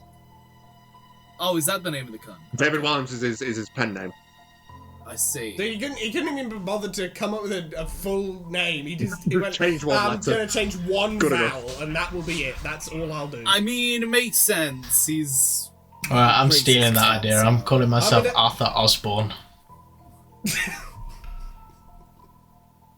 I'm gonna fucking... I'm gonna just start calling myself Ilix from now on. Yeah, I'm Mason. I walked closer. No, I I'm had to- Mosen. I am Mosen. No, you're my Tosin. You're Yeah, no, Well, but no, that's now adding he's the syllable, not Motos. changing the syllable. Motosin. Now he's Motos. Moat Ocean. Oh, he's Motosin. Oh no! I've got something to tell you guys later. I won't tell you on camera, but I've got something to tell you guys later. It's a later thing. I'm recording, but yeah. I mean, it's not that bad, but I don't want to take up more time explaining it to you Right. on recording. I so do that. walked Let's go. closer. I walked closer. I had to get a better look, even though I was sure of it. He looked up at me. I noticed tears in his eyes. Shadow. Look Someone at want to Shadow. take the other... Shadow looks up at Shadow, yes! I have to. I'll be- I have to. It's perfect. I'll be David too. Green-eyed David. Green-eyed David. Beautiful. Please. Please don't do it. Please don't hurt me. Okay. What? I'll take David 1. I'll take regular David. I'll take Daedalus David. My name is David. There is another David. Oh my god, there is another David! Yo! There is another Anyway, yeah. David. Yo, what? Mr. White! Why? I've said what? No, Jesse. There's not another David, Jesse. Who are you? I'm not gonna hurt you. Yes, you are. He was sobbing now. You're going to hurt me, and I don't want you to. He sat in the chair with his legs up and began rocking back and forth. It was actually pretty pathetic looking, especially when he was me, identical in every way. Literally look at yourself and say pathetic. Yeah, fucking okay. The people when who I look made in the the mirror No every End House morning. really do just want to hear men whimper. That's what it is. That's what they've done here. That's the point. This is just men whimpering. The creepypasta. The story. It's fucking insane. Oh my fucking god. Listen, who are you? I was now only a few feet away from my doppelganger. It was the weirdest experience yet. Standing there, talking to myself. I wasn't scared, but I would be soon. But I would be soon. Why are you? You're going to hurt me. You're going to hurt me. If you want to leave, you're going to hurt me. Why are you saying this? Just calm down, alright? Let's try and figure this. And then I saw it. The David sitting down was wearing the same clothes as me, except for a small red patch on his shirt, embroidered with the number 9. You're going to hurt me. You're going to hurt me. Don't, please. You're going to hurt me. Unknown to everyone else, I was actually a massive hater of Mighty Number 9. I'm sorry. I fucking hate that shit. The fucking enemy fan on prom night. I crashed out every time. Yeah, great Hate work, 9. Keiji Inafune. Love 11. Enough said. Enough said. You know, honestly, after all this, I don't blame 7. I think it's perfectly reasonable that 7, 8, 9. Vor. 6 has no reason to be We're scared. moving on now. Vor has been mentioned. We're going to drop the bit and move on. My eyes didn't leave. Yeah, that's My eyes the didn't Vor alarm. My eyes didn't leave that small number on his chest. I knew exactly what it was. The first few doors were plain and simple, but after a while, they got a little more ambiguous. 7 was scratched into the wall, but by my own hands. 8 was marked in blood above the bodies of my parents, but 9, this number was on a person, a living person. Worse still, it was a person that looked exactly like me. You know what would have been a way better thing than this? Yeah? Mm-hmm. Is if him seeing himself was like a result of, say, like he was back in room 4 and the thrumming was him. You know, and there was just like he was becoming like part of the circling. house. Some like circling back type of shit, yeah. Yeah, Like he he was. goes into room 1 and instead of a zombie animatronic, it's like him. Yeah, exactly. He's slowly becoming part of the house instead of whatever the fuck they're doing right now. Yeah. There's no end house if it was good. Spooky, ah! And then I had No, to no, kill no. myself, but it wasn't me! When I had to kill myself, but it wasn't September 10th. David? My name is David. I had to ask. Yes. You're going to hurt me. You're going to hurt me.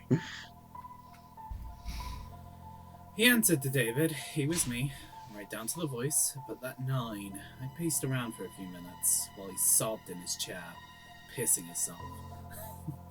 Like I Pathetic. have many times by this stage. The room had no door, and similarly to room 6, the door I came through was gone. For some reason, I assumed that scratching would get me nowhere this time. I studied the walls and floor around the chair, sticking my head underneath and seeing if anything was below. Unfortunately, there was. Below the chair was a knife. Attached was a tag that read, "To David, from management." I assume that also, I assume that scratching would get me nowhere this time because I wanted to limit my options and railroad this story towards the inevitable ending. Because I couldn't come up with a better way to have that done. Oh my god. Do you want to swap out, Jim? Yeah, honestly. That's fair. Arthur, I think you're up next. Alright. The other David was still sobbing uncontrollably. Did we do this one? I think you missed that little bit as well. Okay, sure. The feeling, yeah. The feeling in my stomach as I read that tag was something sinister. I felt like throwing up. The last thing I wanted to do was remove that knife from under the chair. What if you took off that guy's clothes? What if you did self-cessed? What then? No, what if you took off the jumper that had the number 9 on it and slashed that up? Yeah. Maybe consider options other than murder. Immediately, I don't know. I'm a normal man. Just an innocent man. We're just man. Just an innocent man. Except you're putting words in my mouth there. Three of us are. Yeah, the Ice Stars did this. No, I'm guilty. Guilty gear. Strive.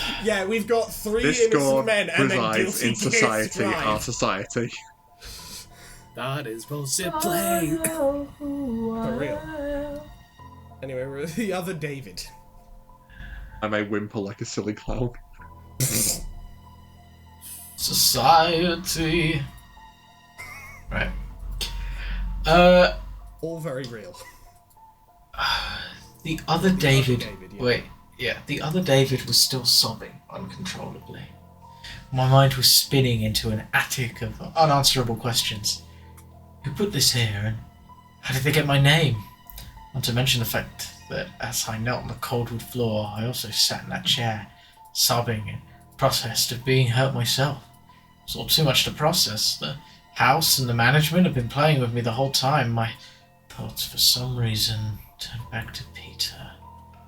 Whether or not he got this far, if he did, if he met a Peter Terry sobbing in his very chair, looking back and forth.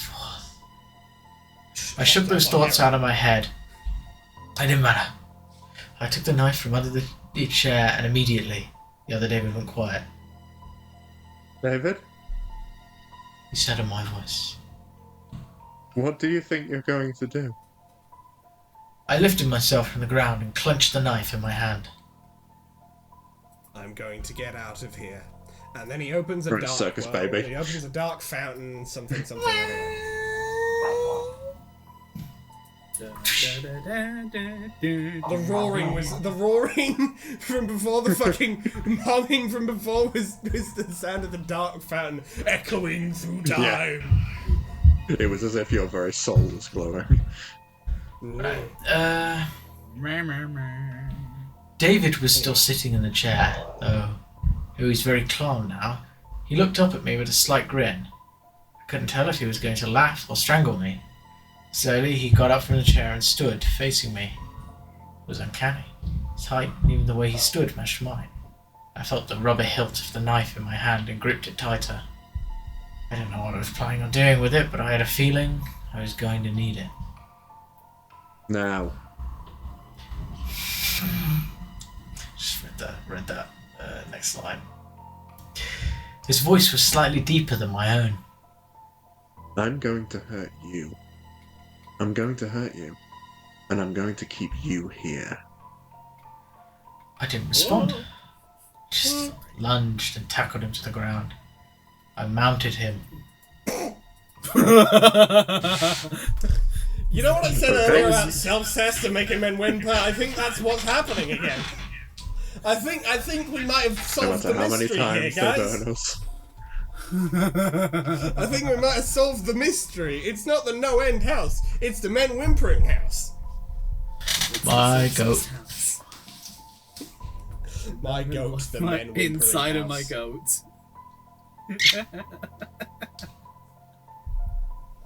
Greatest house of all time. The greatest.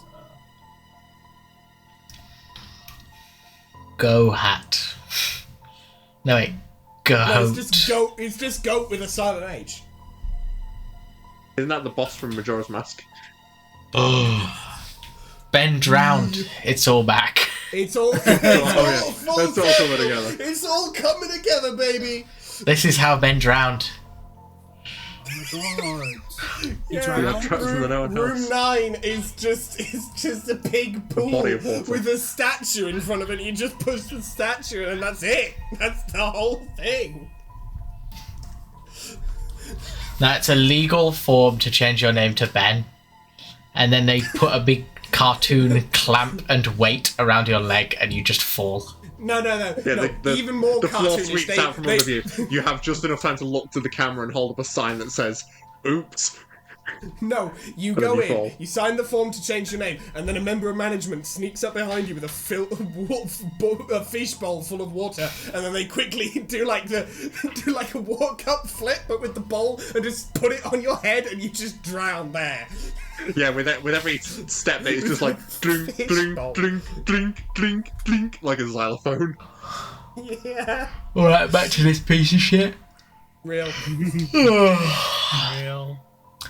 I mounted him and looked down, knife poised and ready.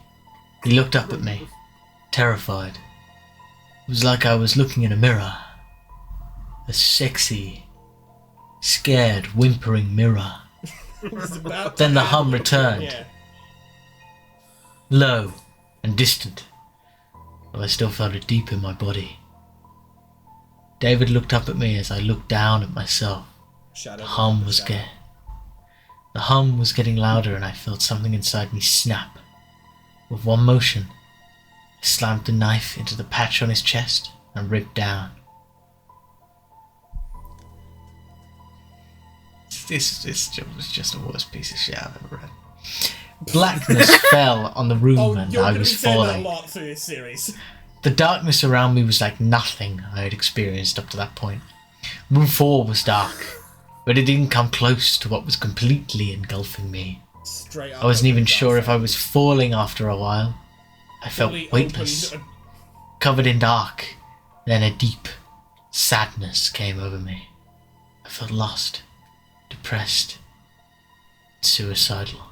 What date was it? So out Was of it my September parents, 10th by any chance? September 10th. Well, They're saving the... No end house saved the world from 9/11. For real. The sight of my parents entered my mind. I knew it wasn't real, but I had seen it. And the mind has trouble differentiating between what is real and what isn't. Especially when it is tweaking the fuck out, like you are, and have been Yeah. this whole time. The sadness only deepened. I was in room 9 for what seemed like days. The final room. That's exactly what it was. The end. No end house had an end, and I had reached it. You had one job. At that moment, I gave up. I knew that I would be in that in-between state forever, accompanied by nothing but darkness. Not even the hum was there to keep me sane. Also, I'm Fully sure just, he said again- at that moment I gave up like 3 times in this story. How Yeah, many times also- have I you gave given up? up. Oh, I gave up. Fully, Oh, I gave up. fully unironically opened a dark fountain in a whimpering man's chest. Crazy. I know how you will hit, I know how you will kick, and I know you will never give up. Then I give up. I had lost all senses. I couldn't feel myself. I couldn't hear anything. Sight was completely useless here. I searched for a taste in my mouth and found nothing. I felt disembodied and completely lost. I knew where I was. This was hell. Room 9 was hell. That room 6 and 7 and 8. Like room 6, 7, and 8 have all been. And it So happened. bad at describing things. A light. One of those stereotypical lights at the end of a tunnel. I felt the ground come up from below me, and I was standing. After a moment or two of gathering my thoughts and senses, I slowly walked towards that light. Bro could not handle being in a sensory deprivation tank. He just fully couldn't. Bro died. As I approached the light, it took form. It was a vertical slit down the side of an unmarked door. I slowly walked through the door, found myself back where I started. The lobby of No End House. It's exactly how I left it. Still empty. Still decorated with childish Halloween decorations. After everything that had happened that night, I was still wary of where I was. After a few moments of normalcy, I looked around the place, trying to find anything different. On the desk was a plain white envelope with my name handwritten on it. Immensely curious, yet still cautious, I mustered up the courage to open the envelope. Inside was a letter, again handwritten. David Williams, congratulations, you've made it to the end of No End House. Please accept this prize as a token of great achievement. Yours forever, Management. With the letter were 5 $100 bills. I couldn't stop laughing. I laughed for what at least seemed like hours. I laughed as I walked out to my car and laughed as I drove home. I laughed as I pulled into my driveway. I laughed as I opened my front door to my house and as I saw small 10 etched into the wood. It's a slightly cool ending thing. Yeah, the 10's fine. It doesn't. Yeah, it's a nice little detail. I mean, not to be a little bit too obvious with such a joke, but it doesn't hold a candle to Candle Cove's ending. But it's a similar little ending. I thought Ben Drowned was mid. I didn't realise we're pulling out all the stops on nothing happening. Yeah. I told you, Ben Drowned. We told you. No, Ben Drowned was mid. I just didn't realise how mid things could get. We're entering new levels of mid we have never thought possible. This is just below the marginal line of average. This is so skirtingly mediocre. Yeah. Effectively, what we're experiencing right now is you've got a 0 to 10 spectrum scale of quality, and what we're doing is we are watching as the scale just slips by us as we go further and further into 5.000 decimal places as we are learning that midness stretches on forever. Eternal mediocrity gets closer and closer. Enjoyment from Ben Drowned. I do think, thankfully, that this will be the most boring one. Yeah, we're constantly making up our own bits. That means Yeah. It's it was so. I hate liminal horror. I've had this conversation with people. Why did they invent a genre of horror? It's nothing happens. Liminal horror is horror if it wasn't if there was nothing horrific about it. There are normal things, and they feel off because you're anxious. I understand why you hate this so much. You don't realise the reason why you hate this so much is because and big. No, guys. The reason Arthur hates this so much is because liminal horror is the zoner of horror. Yeah, well, I talked about it. I hate when you give me something and you've intentionally removed the thing, the substance. Liminal horror is to horror as zoners are to fighting games. Don't present to me your thing sans substance. Don't present to me the substance of the thing that can be, and then say liminal horror, no. And I'm just no. This isn't scary. This is an adventure game where they haven't programmed the enemies in yet. I really freaked out on his own in a room. Skinamarink, right? What was that? You guys have heard of Skinamarink, right? Nope. Yes. Vaguely. Apparently, people consider that liminal horror, and like I'm just like, But no. Do things happen in it? Yeah, Well, things happen. Then it's not liminal horror. Then it just isn't.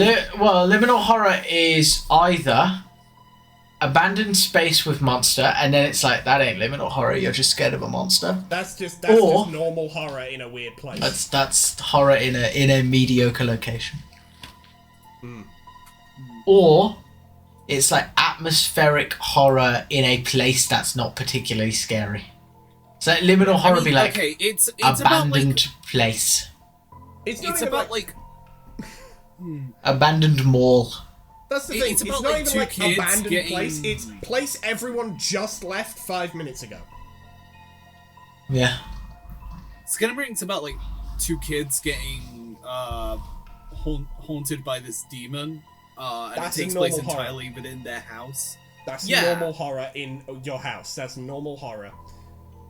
That's just exactly. that's a haunting. That's a haunting story. That's a different thing. Exactly. I don't know why people consider it. What would people will call supernatural horror? Is it just because like Yeah. the kids don't actually appear on screen, or like when they do, they're like it's for brief seconds? I guess I don't know. Okay. Man, I just don't. Still fucking get just it. a haunting. Still No, just I know. If I'm there's a not monster, it's not liminal. There's something there.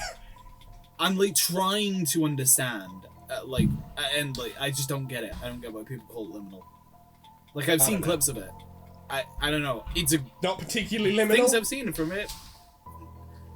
I know it just seems like a horror movie, with like a bloodless horror movie, which like Yeah, it's not like gonna spooky say no atmospheric to horror, that. whatever. not gonna say no to that. It's atmospheric I like supernatural atmospheric. horror. That's chill. That's fine. I It's a like different thing. atmospheric and eldritch horror, which are horror from descriptive, horror from the surroundings, not from an individual event, and horror described in a way that is supposed to invoke an idea of fear of the unknown, and a horror from not really being able to comprehend the nature of what's being presented to you. I like horror that's unconventional. I don't like liminal horror. Liminal horror isn't horror. You're tweaking. But yeah, it's it's a big one these days, liminal horror, and I'm always like, I just do not understand. Don't let me yuck your yum, but I hate it. I hate it. Yeah, I mean,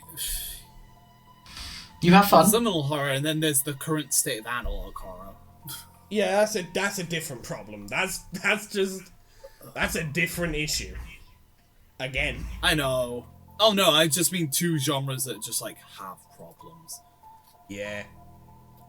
But anyway, what did we think of Men Whimpering House? Pretty fire, actually. I like that they were whimpering. I like. Gotta be my favourite one so Where far. men whimpered. At least I liked worth the it. part where there were remember- men and they whimpered.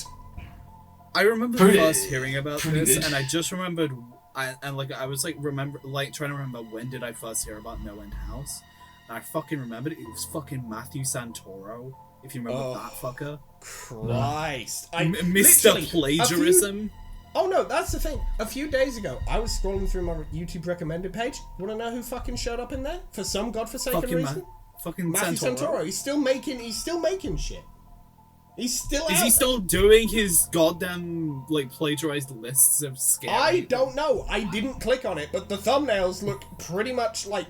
Imagine if you can remember what Matthew Santoro's thumbnails looked like back in 2013, something like that.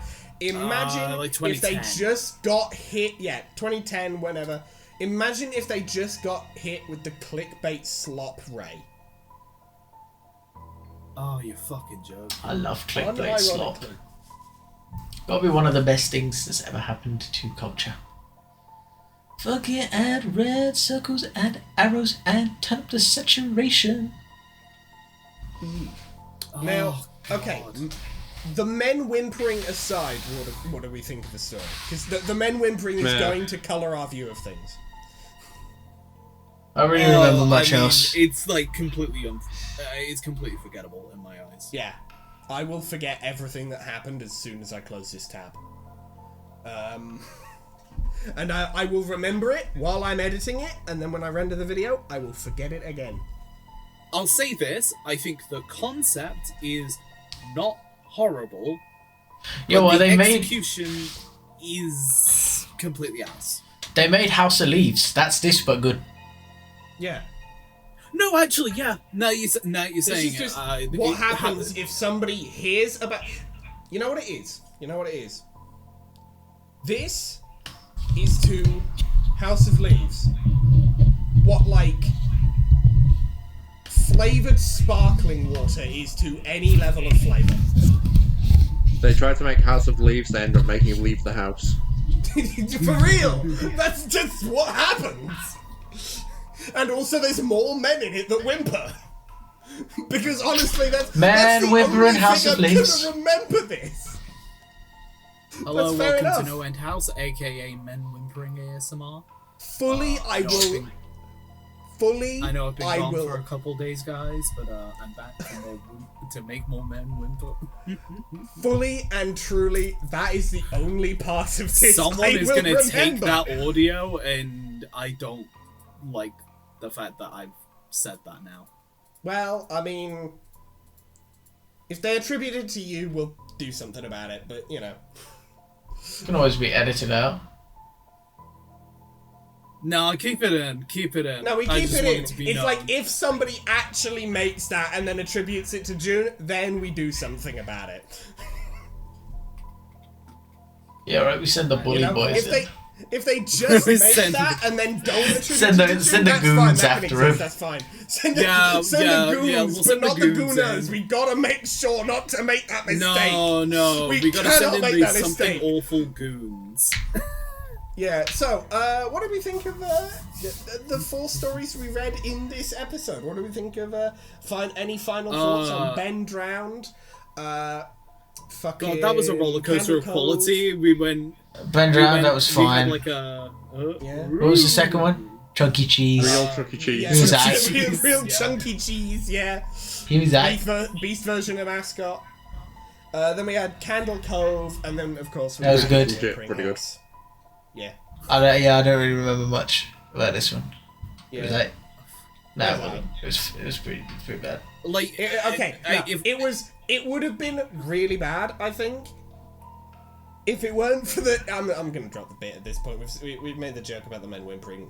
I feel enough. Yeah, right we now. can drop it. We can drop the bit. drop it out. If there's You- more you men could- whimpering in future stories, we can bring it back. But it's like, you know, for Yeah. this particular instance, Time to put that bit on the shelf. yeah, it's not going in the bin. It's just going on the shelf for storage and just to be there to remember. Because if we don't remember that, we'll never remember anything about this story. Never forget. 9/11. Never forget. You know what? One last one for the road. For the road. Outro time, because I haven't done outros in the previous recordings for this, because they were in the middle of the episode, but I gotta do one now, because it's the end of the episode. If you like this video, hit that like button. If you very much like this video and want to see more like it, hit that subscribe button. We upload episodes of our main series, Reading Homestuck, every Monday or Tuesday, depending on our time zone, and we upload other things on Thursdays or Fridays, again, depending on our time zone. For the entire month of October, you can look forward to more of this on Thursdays or Fridays. However, after October, and if you want to scroll back through the back catalogue, we have done things such as Digginrimper Another One, a sort of Danganronpa parody improv comedy board game thing where these three play as one. Well, I think honestly, Tweaker would probably work. Just fully tweaking the whole time. Maria Mayagi truly be tweaking the entire time. Except she ain't a bitch. Yeah. Maria would be fine with this. But there are other characters there as well, and a lot of other strange things that go on that are, I do think, more entertaining than this. You know, not to toot my own horn, but I don't think that really qualifies as tooting my own horn. That's more just like acknowledging there is a horn in the area.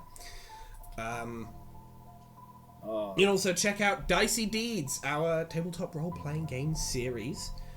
A lot of fun. We currently, our main thing there is Lancer, a mech tabletop RPG where me, Mason, and June play as the Canaries, a Suicide Squad-esque group of oddballs and convicts of all kinds, sent on incredibly dangerous missions.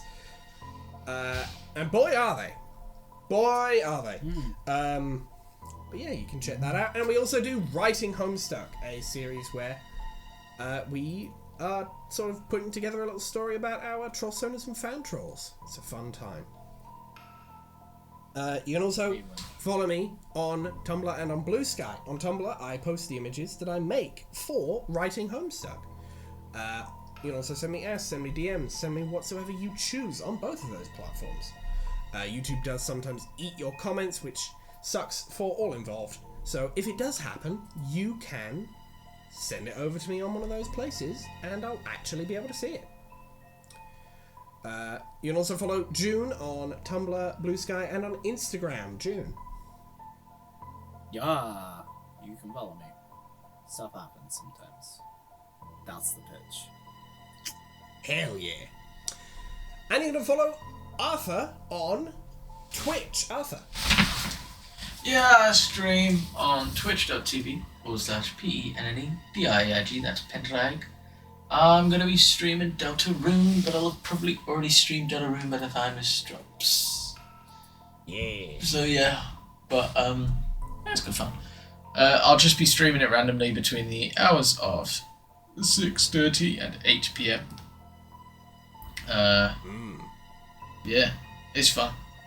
Probably on Sunday, but not necessarily. I can just be doing it on any day. Also, that's a GMT, so if you are living in America, it's like midday-ish. Or any other time zone. Or 2.